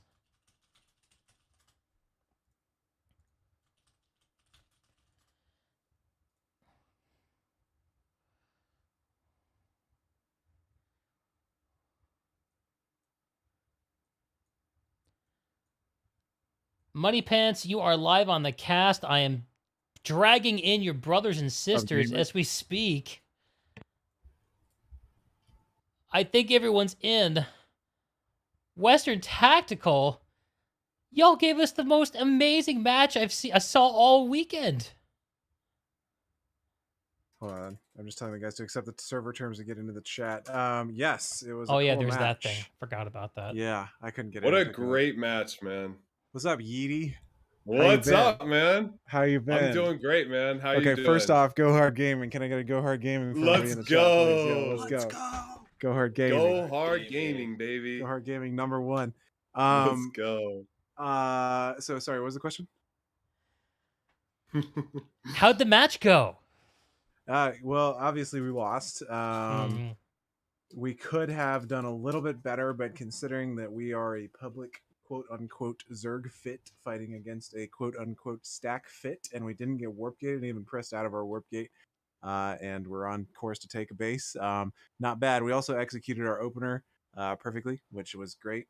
Maybe not completely perfectly, but we got the 2 bases we were aiming for. We got 2 out of 3 at the start. Not easy. And we wiped them off of the back cap that we knew they were going to do on our hydroponics compound or whatever it's called. They just had some sort of cloak bust that we missed, and they resurged back in with the all-call infantry. And once they're on our warp gate, it's kind of downhill from there because you're forced to defend, and we'll lose the rest of the map. But I feel like if we had just killed that cloak bus, literally could have made the difference, and we could have been at least sparred in the middle for a little bit longer. Maybe not one, but could have been a little bit more even. But you know what? I'm really proud of the guys. For coming out here a lot of the time. Some of these guys is their first match. Most of them is like their second or third competitive event ever, and they hung in there, and I think wiped Unity, who are an elite infantry outfit, off Nexus Point about 4 times. So it could have been a lot worse. I'll tell you. My that heart. much. Watching the back Incredible. and forth at the Nexus Omega was amazing. Oh, man. And just so everyone knows, I pulled in Renuse also from Unity. Renuse, give us a hello. Awesome. Hey, First of all, GG's, excellent game. Can you hear me? So, yeah, Yes, we I hear can you. hear you. We hear you, brother. GG and congrats. GG. Yeah, great game, guys. So Renuse, I want to tell you, man, out of all of the quote unquote stack fits, I hope I can say that term without it being considered to be divisive in any way. You guys have a lot of good players, is what I mean. Out of all of those outfits, you were the ones that we thought we had the best chance of beating. Not that you're bad, but because we did a lot of spying on you, and we know that you don't have a whole lot of pilots.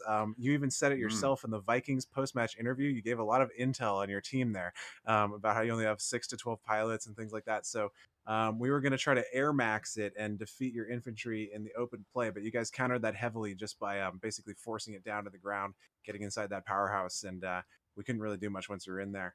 But very good match. Certainly enjoyed it. Yeah, it was really fun. Did you guys have any air in the opener? I think you had like maybe a few Mozzies. As far as the intelligence for the fact, I'm sure you're spying on of it. starting the match, we don't look at any other players. We don't look at other teams. We just ask. I seriously just ask, like, give me 2 or 3 words that'll explain your opinion of this outfit. And I ask 2 or 3 people I trust, and then I work off of that. Everything else past that is all a combined arms approach. We only have 4 to 6 air guys, 4 to 6 armor guys, and then 3 squads of infantry. And everyone has primary and secondary and tertiary functions after that. So there's no one way to win it. That was 5 different squad leaders all making different calls on that map independently. And that was purely just doing the job. There was no like training, there's no pulling a bunch of people from other outfits. It's like, hey, we have extra slots and we need people or we can't play. But we have 60 plus community members that have signed up to do this together, and anyone who comes in after the fact is just an extra add-on that wants to squeeze in a match or two in this whole ordeal. Very epic indeed. Yeah, we did the whole spreadsheet thing. Did you fall at all for our initial the fake steel rain and anvils and my fake? Did you see my fake yell chat, my accidental quote unquote platoon say in the middle base? Nope. I gotta say, I did see that, Did you and see I was that? wondering if you clearly made that mistake. No, I it was was on like, purpose. No, we ignored it all. That's Yeah. awesome. Yeah, we dropped a fake steel rain in the middle. We dropped 5 light anvils to try to make people look for them. and think Did we were you going fall all for down the our middle. fake Citadel shield on? We shot the Yeah, Citadel SATCOM. shield, but afterwards we saw there wasn't really Exactly. anybody underneath We it. heard it Yeah, they got we used faded. that. We used I think that it to worked. divide your air force, so we could Oh, we just weed saw it the whole down. Air Force over there all at once. So And- I Wow. figured you guys were gonna drop there. Western We didn't drop Tac being anybody. We tactically didn't drop superior. anybody. We put 4 dudes on the ground there and a Citadel shield and left. Very nice, very nice. That's- Yeah, I have a like I was just question. saying, our opener went pretty well, but it was just the back cap. We knew you were going to back cap that hydroponics compound. We wiped it, and then we couldn't find the Sunday, and you guys did a resurge, and with pretty much everybody it seemed like, and we couldn't get you off. And once you're on the warp gate, it's pretty hard from there. But yeah, definitely, I'm proud of the guys for executing that. So good job. I have a question for Money props to your Pants. armor guys as well, because they did well. Armor was really good. Our armor consistently destroyed their spawns and got us spawns up that allowed us to I think 2 of our 4 recaps of the Nexus point were out of Sundays, in the back at least. So yeah, nice work on that. Yeah, the armor guys had a lot of fun on the match. I do wish that there was a if they remake Outfit Wars map, make it sweeping, vast, and open with vehicle points, and then Western Tactical will easily win. Will easily win Outfit Wars. You heard it here first. Easy W. I think our armor guys went. I think our armor guys went 12 KD. I would highly doubt that anyone would go 12 KD against Outriders, so they must have been padding against some infantrymen. I don't know. The shit talk continues after the match. So okay, let's pivot over from shit talking to showing love. Oh, I'm gonna let you go first, Renuse, because I think you're gonna have. I think you're a man of fewer words.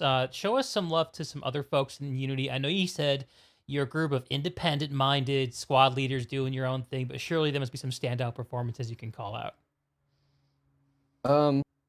Really the squad leaders, like straight up, like this was not. There was no platoon leader formally. Like I had very limited big calls. This was all squad leader stuff. We have assistant squad leaders who are assigned to take over in case somebody crashes, because it's happened before. Yeah. And then so the backup leadership source, the primary leadership source, the backup leadership source, and then the people that are just wanting to play. Like we wouldn't be able to play here. It's getting a team every match is an absolute struggle for us. Like we have not had the same team the entire freaking thing. So there's no consistency. It's just the leaders and then pulling in our different community members. And we there's no consistency there, but they play when they can, or they're sick or at work, or they got kid stuff going on. Yeah, man. So yeah, Yeah, the squad man. leads and then the community members really. Word. Well, GG to them. I'll flip it over to WestTac. Let's spread some love around.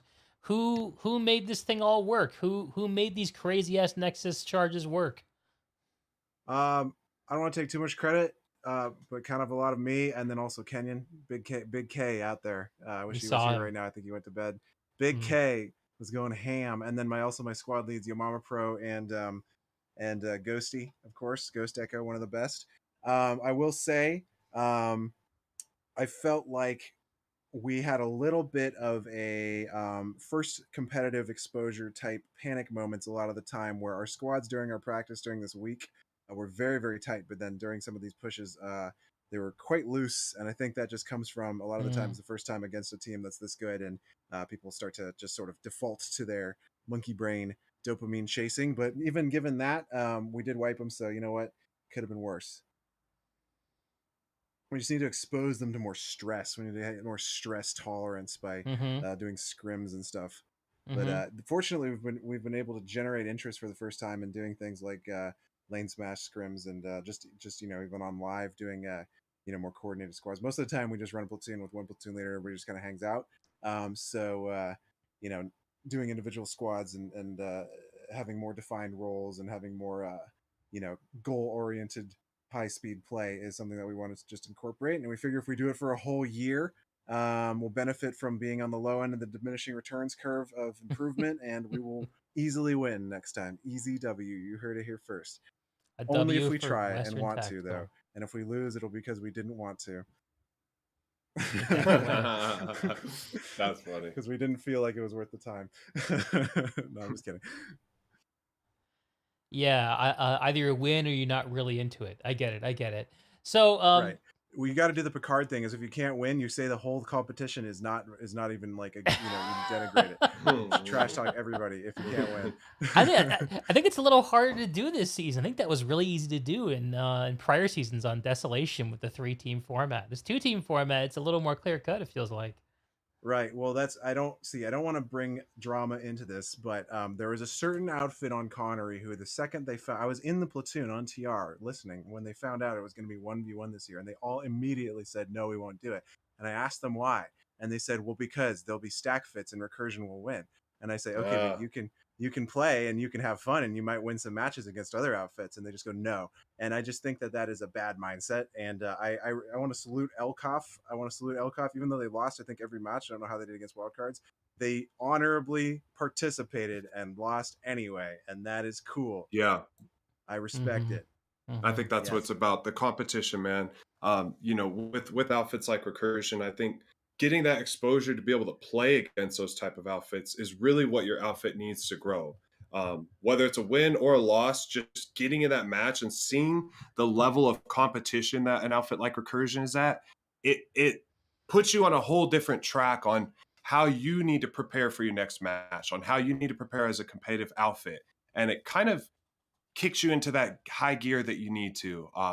And yeah, I definitely can agree with that. Also, even beyond that, even if you're not, sorry to interrupt, even if you're not particularly interested in winning or being competitive or training for the next year and improving over time, I think all of those things are fun things. I like to train and get better at stuff. It just gives you sort of direction at anything you're doing. But just have fun with your friends. Like, just go out there. It's a new thing to do. There's really no reason not to do it. Like, even if you don't want to organize, just hit platoon outfit invite all, get a random platoon and just go play. Who cares? You're going to get smashed, but whatever. You get to go on a new map and mess around. It's kind of cool. There's no reason to be like, I don't think that people should invest personal self-worth into PlanetSide 2 tournaments. It's like, just have fun with your friends. It's cool. Yeah. At the end of the day, it's fun to compete. Big respect out to WTAC, Unity. You guys are cool. Go Hard Gaming is the coolest. Number one. Yeah. No, West Tech, that was really great fun. You guys like one of the funnest matches. I commented in Yell chat during one of those pushes. I seen it. Go hard. Yeah. I seen that. No, sorry, it wasn't you, but I said that this is a fun game because on our second or third push in there, I was like, wow, this is I was kind of expecting to just get mogged like we did against Fate. Once Fate were on that point, we couldn't really get them off. But the fact that it went back and forth was pretty scintillating. Yeah, I think I had a blast casting that match, man. I want to know what was going through your mind when you were in that max suit and you took out that other max and you were just standing looking over him. I literally don't remember that because most of the time, if you see me actually playing and moving around, I am not in it mentally. I'm just going through the motions while I'm mostly looking at the map and telling telling people where to go. So I play at a very low level when I'm platoon leading. Yeah, but I got somebody. That's good. That's good. So, Moneypants or anyone else in West Tech, I love hearing how Outfit Wars has catalyzed your interest in doing some more of this structured, more fast, more goal oriented. I think was the word you used, gameplay. And maybe even getting into lane smash and stuff. What is it about Outfit Wars that inspired your team to take the spirit of competition in PlanetSide more seriously?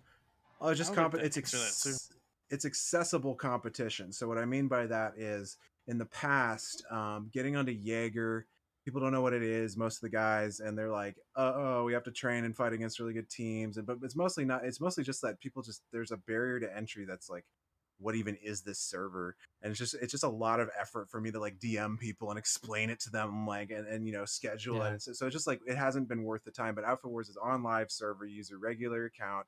It's got the thing, the dates are posted in there on big text, and it's nice and easy for me to just get people going and get them in there. And it's also fun because you get to fight against people you're familiar with. So like, we have a big rivalry with Wildcards on Live and X. Like we're the three biggest outfits in the game, or sorry, on the server. And in terms of percentage of server pop, we're three of the biggest outfits in the game.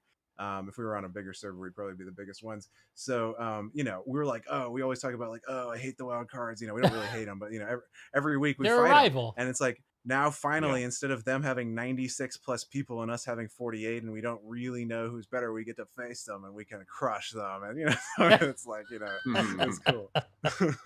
Judd, Bragging what were you rights, gonna say? baby. I was just gonna say, like, I think when everyone's on for our like weekend ops and you trigger those primetime alerts, I think over the last year and a half, people have become more and more like addicted to that fast paced combined arms. People really like not only like the psychology of like leading a squad, and that's something WTAC tries to do, is like train people on being leaders, even if you're not the platoon leader. I think this has generated a natural interest, and like Money said, accessibility. It's not every day you get a good alert. Like there's some crazy alerts we'll have with Go Hard at like late at night where it's actually like down to the wire. That's like when your blood's pumping and you're working together as a squad, using all your different skills together. That's like really fun, at least for me, almost like addicting. And personally, I think Outfit Wars has just the fact that they're kind of promoting it, and you like get a chance to get those even fights with like the blood pumping even against Unity. I think it's just a really positive thing. Personally, oh, go ahead, Jug. Sorry. I was just gonna say, I like if there's other people watching, or you're like you don't think you can do it, it's really not hard to be a leader or start learning the strategy. Just take it one step at a time and just start leading and it doesn't matter building friendships. Like meet other people in the game that have like really good skills, whether it's a vehicle player or an infantry player, and just play with them and learn, because you'll be surprised how fast as a group you and your friends can improve, whether it's like point holds. It's all about chemistry. Shout It's just a really fun experience too. I really enjoy bringing all those different like personalities and specialties together and seeing them function at their optimum. Like you're like, oh, you need infantry support, you need armor support, you want that teamwork aspect, you want a little bit of organization and like functional leadership, and not somebody focused on like them or me. Like a lot of times there's a lot of ego involved in the game. It's like, no, you give them the vehicle to work well, and then you kind of just release them and they do their thing, and then they come back with good result. And then you get to see the group do well. I like you mentioned ego, because I totally get that measuring stats is really important, and you can discern so many different things about players from their stats and KD. But when you're like new to this game, especially like in the open world, you have to not care about KD. Like you have to be willing to go into different situations and lose over and over again, and like learn from those. Actually apply new concepts or like new footwork strategies. Like you have to. PlanetSide is not designed for that. Like, and that's a whole discussion. But like, there's so many different things that point to it. It's just not designed for that. It's a teamwork, combined arms, win the fight, whatever the objective is. It can be some subjective thing or like a direct like point control. Like that's kind of player decided almost, except for the format they give us to play on. But outside of that, teamwork and like just be together and do something fun, Yeah. Die in the same direction or kill. So I have a question for you guys. There's an ancient quote from the gaming board of 4chan that says, PlanetSide 2 is a game about dying. Just make sure you're dying in the right direction. And that's very true. We did a lot of dying in those doorways today, but several of the times we died enough in the right direction to undie up on the point and get it back. So it worked out. Freaking zombies. One of my biggest things when I'm public platoon lading, and Kenyon does this too, and even in Outfit Wars we're doing this, is just screaming at people to just go in the door. Push. These are my comms a lot of the times. Push. Everybody push in. Yeah. Push in. One of my things that I say sometimes is I think people will treat this game like it's real life. And I'm like, the bullets don't hurt when they hit you. You can get shot and die as many times as you want. And so it's fine. Yeah, you're eternal soldiers for sure. Yeah, you just go in there and you die, and that's fine. And if everyone does it at the same time, one of them will survive, and then we'll take the point back. But if one person does it at a time, then it's trickle factor and you lose. So that's big. If you're listening, that was definitely embodied by both teams fighting over the Nexus. I love that back and forth so much. I wanted to ask you, Mhm. Renuse, were you surprised at WestTAC's ability to push y'all out of their nexus at the end of this match?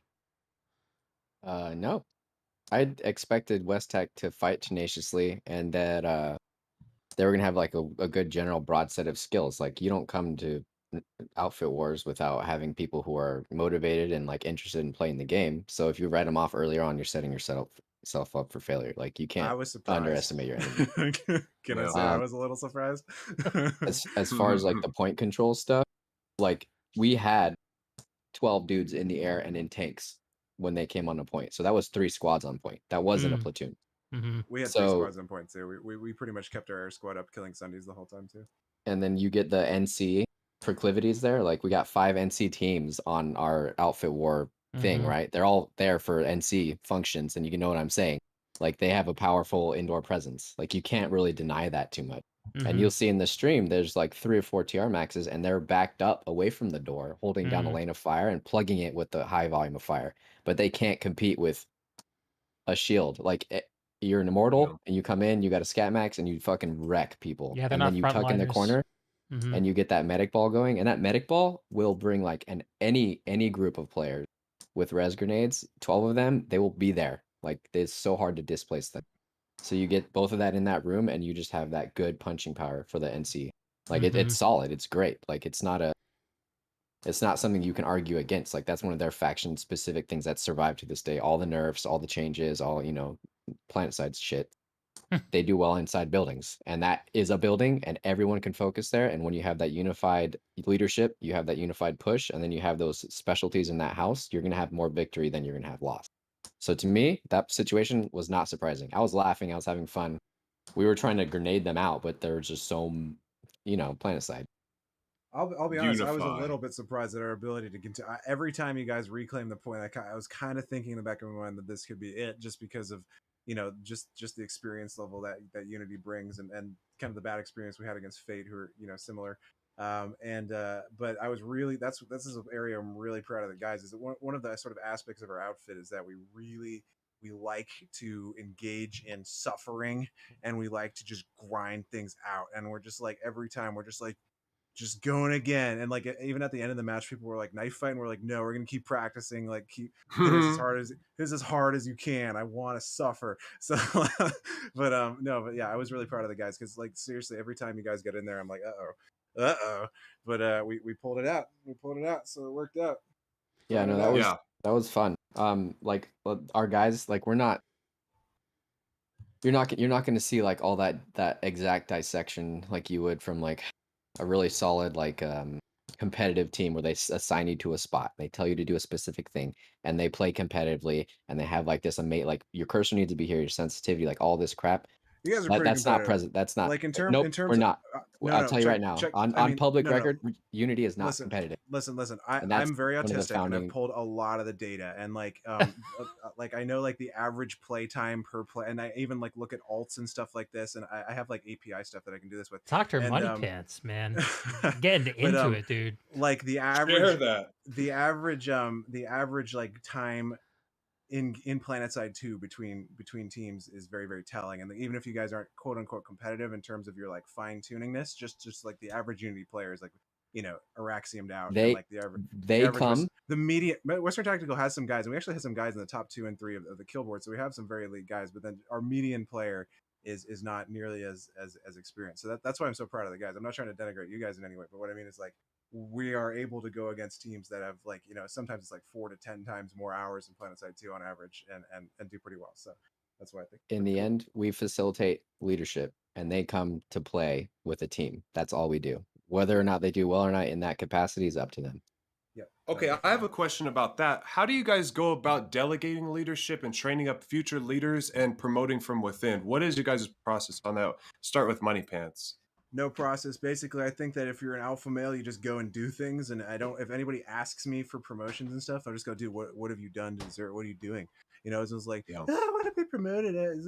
No, go in there. So Yo Mama Pro here. Everybody say hi to Yo Mama Pro right there. Yo Mama Pro came into Western Tactical. He hadn't played PlanetSide 2 in like years. He just starts leading like every day for like 9 hours a day. And he grew our outfit by like, I think like almost 1,000 players, him and TJ, who couldn't come tonight.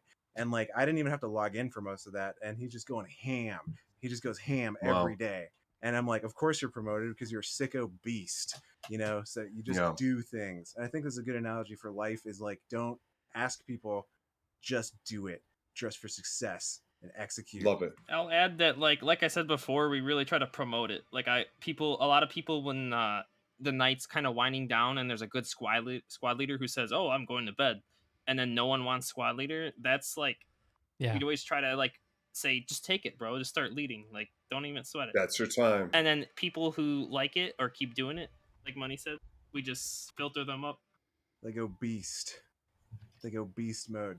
How about for Unity? How do you guys do any of the promotion from within or training up new squad leaders? Are you guys like throwing people straight into alerts and just kind of throwing them into the most stressful situations? What does kind of that process look like?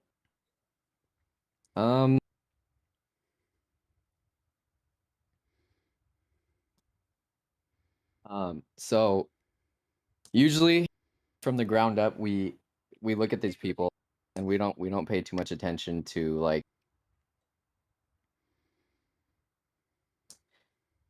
to the proclivities of that, but we're like, hey, if you want to lead and you're interested in this, then here's your chance. Like, take it, try it out.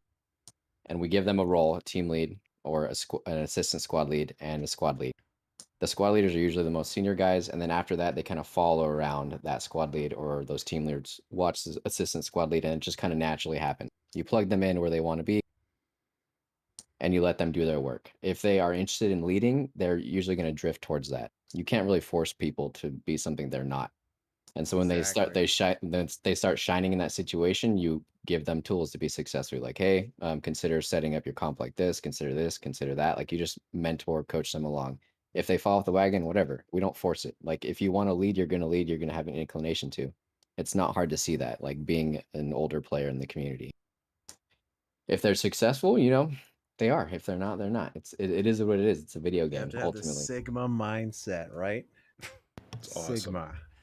Sigma grind set. You want to know who has a Sigma mindset? Giving them the Heat, ability to shine and to make that that role significant for them is what we like to do. It's like, hey, if you want to lead, we will follow you and we'll perform for you.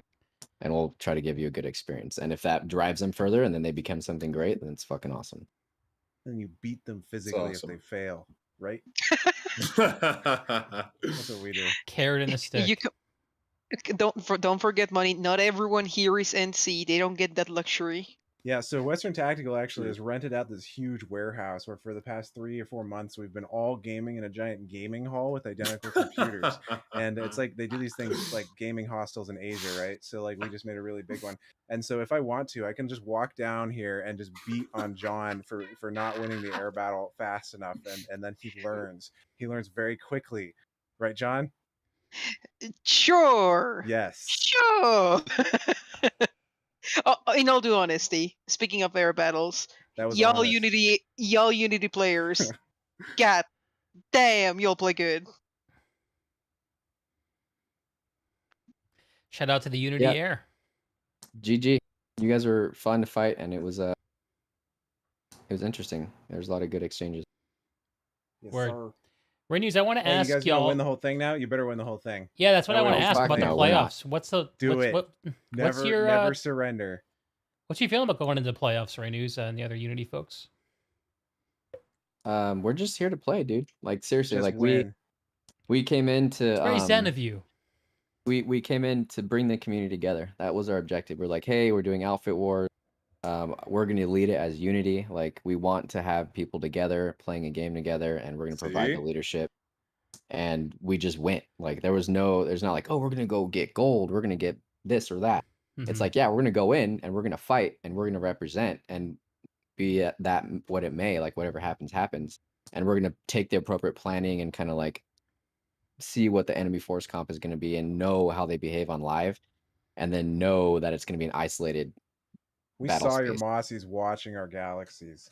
today. Yeah, was that gonna was send you some intentional. tells. I And then know we it was design our intentional. openings to just watch their like we know what kind of leadership there is. Like dissecting the leadership and then going from there and giving our players a good fight. That's what we're I don't know. You're getting me on a train here. Do you think We came in that? for the community. Yeah, I hear that loud That's a and good clear, mindset. man. That sounds kind of similar to what WTAC told us, WestTAC told us about how the outfit war helped them focus. Has the outfit war is it going to? Do you think it's going to leave some kind of a lasting impression on Unity, or is it just back to business as usual once the outfit war is over? PlanetSide 2 is old and we're tired. So, along with that question, then what is the future for WestTAC looking like? I don't know, do whatever I want to do. I do what I want, and then everybody else has to deal with it. Ask for forgiveness, not permission, right? No, I'm just kidding. But I'm probably gonna take a break next couple of weeks. There you go, right there. There it is. I'll come back in. Yeah, you know, but like I've been doing this for 10 years, and it's a thing that you go in waves. You know, we'll probably do something like Lane Smash. And if Alpha Wars comes around again, we'll participate at very least. Whether or not we train for a whole year and try to get really good is more. I want to set realistic expectations. There's no way I can actually do that. But like, you know, we can train like once or twice a month. We might do our training be just an hardcore ops on live, you know, kind of thing, and maybe a little bit of scrims here and there. But how about you scrim with Go Hard Gaming? I would love to scrim with and destroy Go Hard Gaming. That would be fun. I still want to. I actually really want to. Yeah, Jughead, man. Shout out to Jughead. There's a few nights where like I know you're leading, and I can already kind of see what Vanu's doing, even with the lowest pop. Yeah. Like, and I'm like, dude, we gotta watch out. Like, we need to prepare for what they're gonna do. That's awesome, man. I want to do that sometime. It's fun. I want to spark. It's a lot of fun fighting with you guys, man. It's a lot of back and forth. Now, I'd also say that the future for everyone is contingent on Connery's future too. And True. It's still chugging along. There's definitely good nights, but some nights it's a little. Just dry. combine the servers into a Dallas location, get it over with. Come on, just do it. Please, Rob. Just do it. As a West Coaster playing on Emerald, I'm all for it. Yeah. What do you got, Props? Hey, I'm Props. I'm Unity's propaganda specialist, and I'm here to help out. Nice. I didn't know we had California here. Yeah, what's up? But I just wanted to say this has actually been a really interesting thing for Unity, because a lot of our guys were actually done with PlanetSide before Outfit Wars. I was done too. Actually, I haven't played in probably over a year before Outfit Wars, and Renuse put out the call, and our other officers put out the call, and they said, hey, if anybody wants to come, this is our chance to do something really fun and get everybody back together and get everybody to play together just like we used to in the old days. And like, I played with these guys back when I was in college. I'm like a full-time teacher now and shit like that. I have, you know, but this was an opportunity to really bring everybody in the community together to play this game that we all used to really enjoy and used to really love. And it's been, honestly, that's been the focus, is been getting everybody here. And we have people that came out of retirement. We have people that came out of, you know, oh, I'm never going to play PlanetSide 2 again, you know, and you know, the last couple months before the match, people popping up that we didn't think we'd ever see again or would get to play with again. You know, all of these people came together to do it, and that's what's been the best part. It's just been everybody getting to play together again. So that's been Unity's really, that's been the focus. 10 years and we keep coming back. That's right. Yeah, one of the big bonuses that I've seen from this is that people have come out. We haven't had a lot of unretirings, but we've had people come out of the woodworks that I had no idea who they were, because we have like, you know, like 1,400 people per 30 days, and like I have literally no idea who a lot of them are. No offense, but just too many. It's way over Dunbar's number, right? So like there have been dudes who have like, I'm like, oh, this guy has really high ELO and IVI. I'm gonna ping him and see if he wants to play. And it turns out he's a super friendly guy. This is specifically, I'm talking about Miss Chewy here, but there's a few others, and they're like, yeah, this is cool. And they start talking on the mic and they get engaged with the community for the first time. And before they were kind of like, you know, loners. So it's really great. It's brought people together. He just DM'd me and said that he hopes there's more tournaments like this. So I think it's a good thing. It's positive. We can't do this every month though. I would die. Maybe once or twice a year. Twice a year feels about right. Twice a year tempo. That's good. Twice a year would be fine. Once a year is too few. There's lane smash though. I'll say this: after the end of this match tonight, Renuse put out an all call and was like, "All right, guys, who wants to start playing Rust next week?"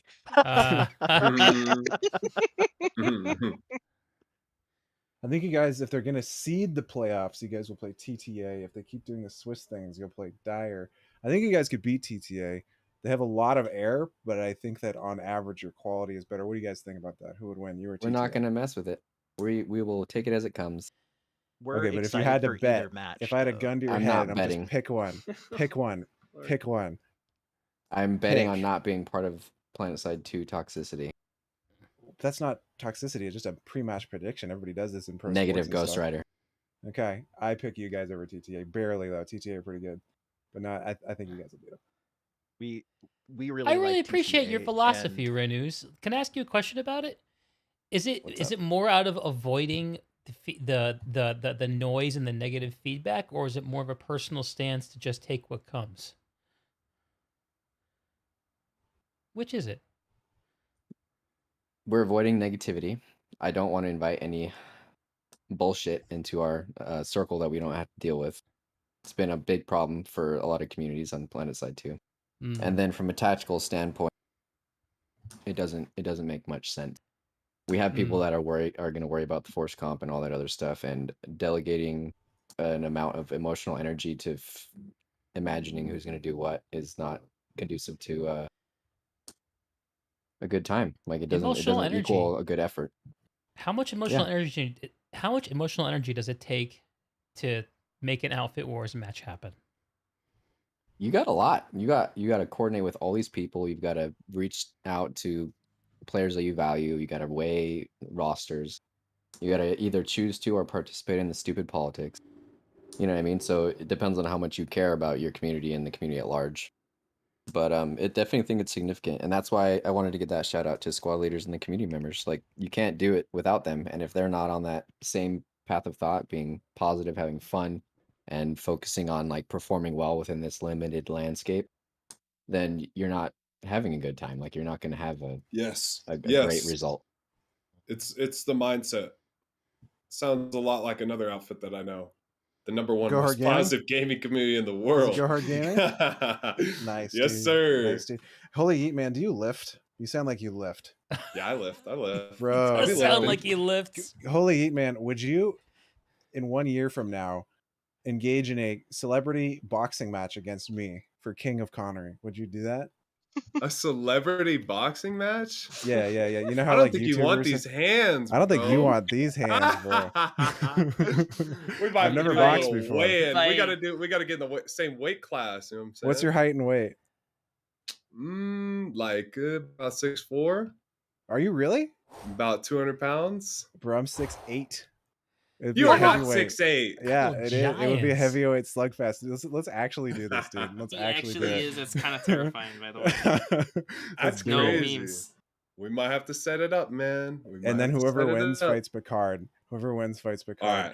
That's fair. That's fair. Not that I would want to put spandex on, but if I ever find myself in your platoons, I really hope your battle charge is like go hard. Yes, sir. Oh, yes, I want to shout you out from Gunnar Gunderson. So Gunnar Gunderson, similar to Prop Master being the propaganda king of Unity, he's our what do we call him?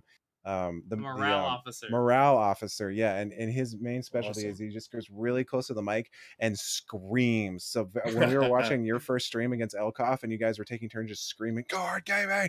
He was like, "These guys are my friends. I like these guys." That's awesome.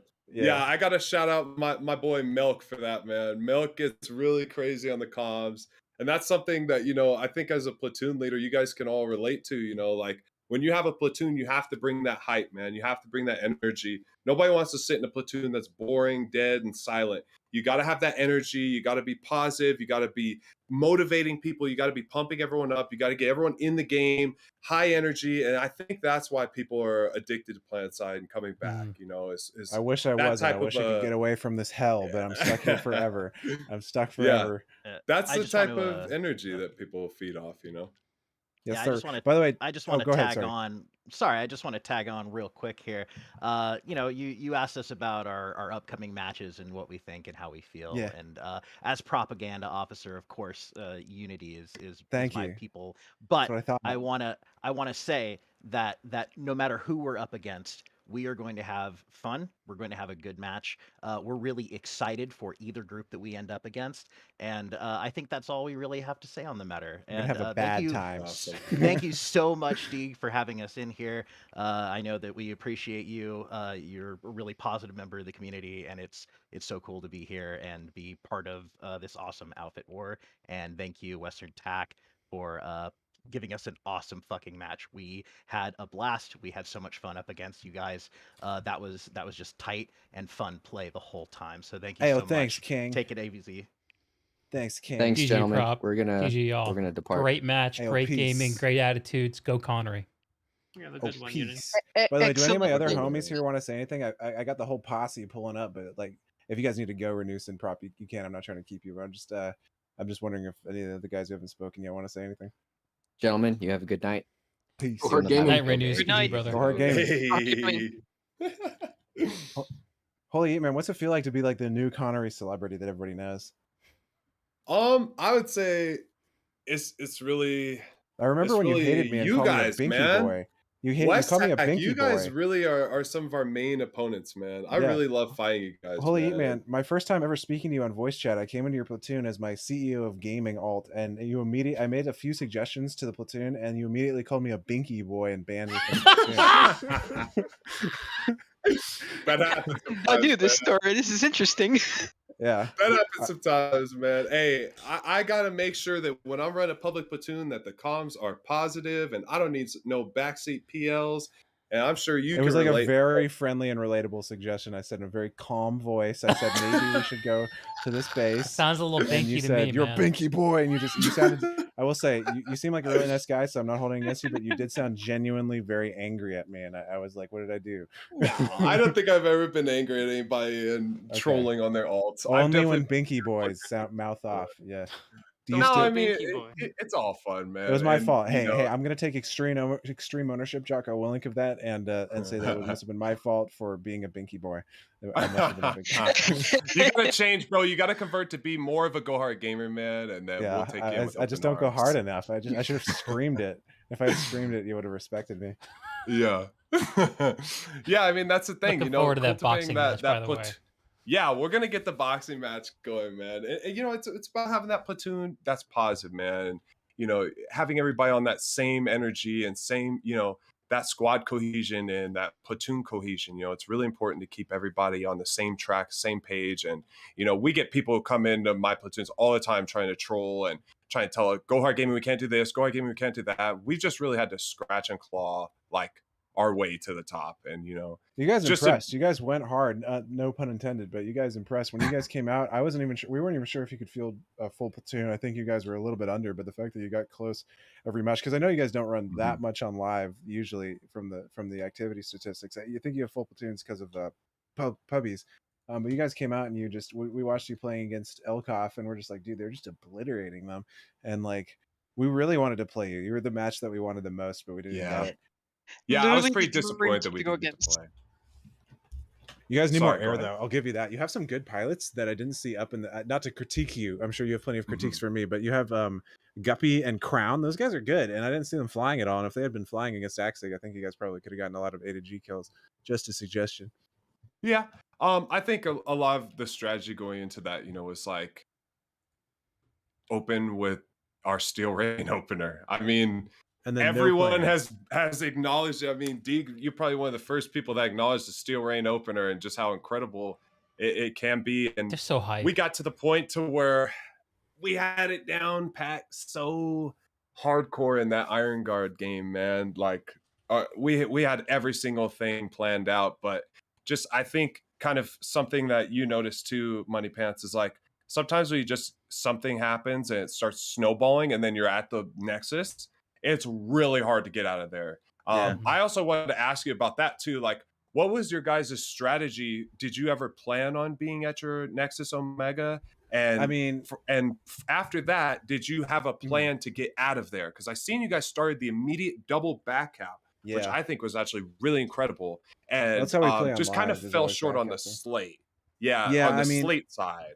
It's gonna be hard against a team like that that's just really, really strong to come back from that. Obviously, you know, I told the guys ahead of the match that technically you can go from 8-1 to winning 5-4 or even 6-3 in like 6.5 minutes if you cap everything at maximum rate. Realistically, it'd be more like 10, 15, 20 minutes, but still, you know, you can Axig were down against you guys until like 18 minutes, I think, and they came back. So certainly we wanted to push it all the way to the end, also just for pride's sake. But the plan against Unity was to make it so they couldn't move around the map very effectively, and they just cut straight to the warp gate, and that kind of negated that. So obviously, you know, when they're at the warp gate, the plan has to be just get them off of it. We did have some squads going out, and we were attempting to cap. We cleaned up Gorge. We had some people back capping all the way up to their side, and then also some people back capping on Granite Head. But ultimately, I had to do pretty much an all call back to the warp gate to make sure that we didn't get, you know, lose. I have to say that those max crashes, those concept max crashes at the end of that match, man, that was so fun to watch, man. That was some of the most entertaining planside I've ever seen, man. So what goes into that? Like, do you guys do any max training or anything like that? I actually, you know what, right now I want to challenge you actually to a one-on-one with max suits, right?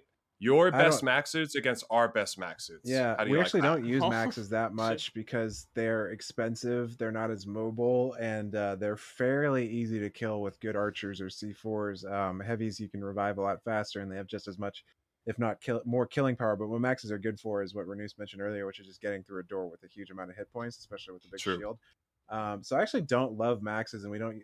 No offense, Max King, but we don't use them that much on live just because they're not as agile as some other things. They can't redeploy, and usually on live we're like the only platoon on NC that's actually like fast moving, so we do a ton of redeploying to like win alerts, and if we're using maxes we'll just run out of nanites.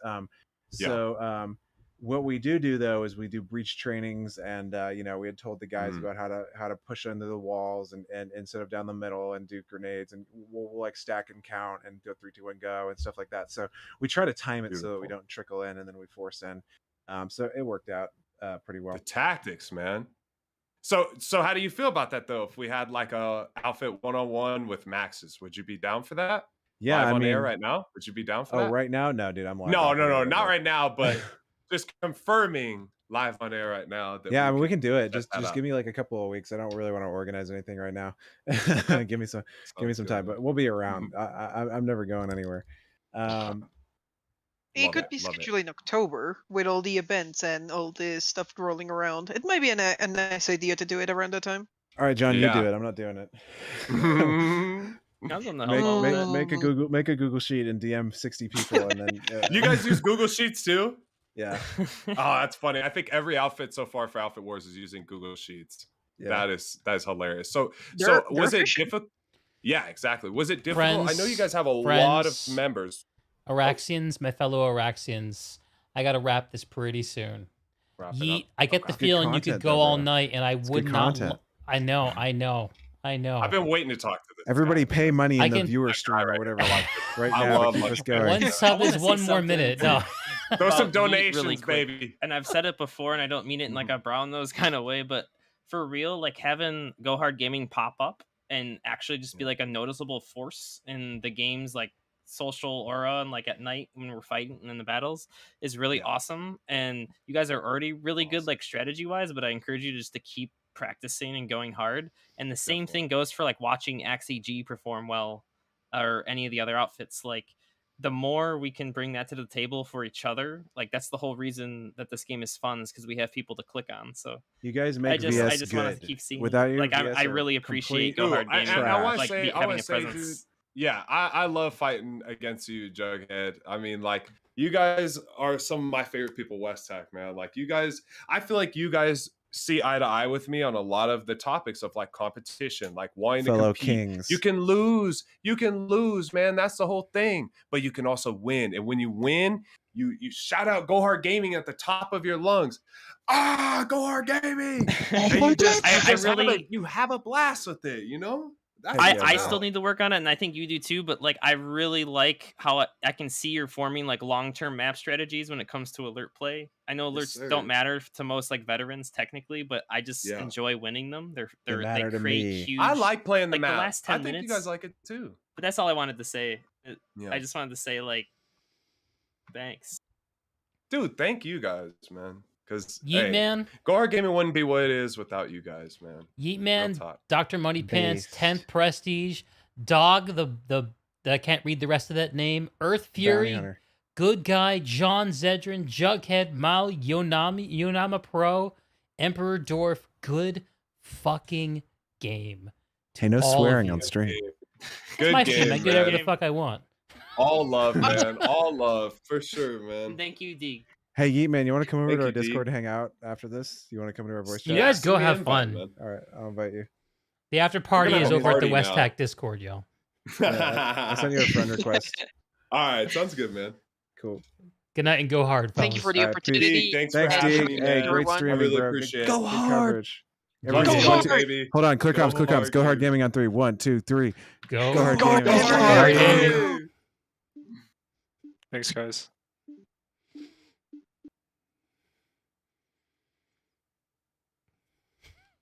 That was incredible. That was absolutely incredible. That was absolutely incredible. The energy in the room from the WTAC folks and YeetMan, and God bless Unity. God bless Unity. Different kind of energy, still an entirely necessary and valuable kind of energy. A great night of Planetside gaming. Unity will continue into the playoffs. WTAC is going to go back to live and do their thing. Celebrity boxing matches, max crashes, whatever it takes. SAMY, they're going to go home and figure out what's next. The Hells Angels, they take the win, but it's not enough. This has been the end of the Connery qualifiers for the Outfit Wars playoffs, which begin next week. Everyone stay tuned for those schedules. I will be continuing to cast. If y'all love the Deeg cast, I've seen some love in the chat. Thank you. The cast is only as good as the people who show up to watch it, so thank you. And we're just going to keep getting better and better, having more and more fun, more and more crazy post-game interviews. I just love this community, and I love doing everything I can to serve it. Look very much forward to all of that. That's it. Good game. Happy Planetside. I'll see you on Araxis.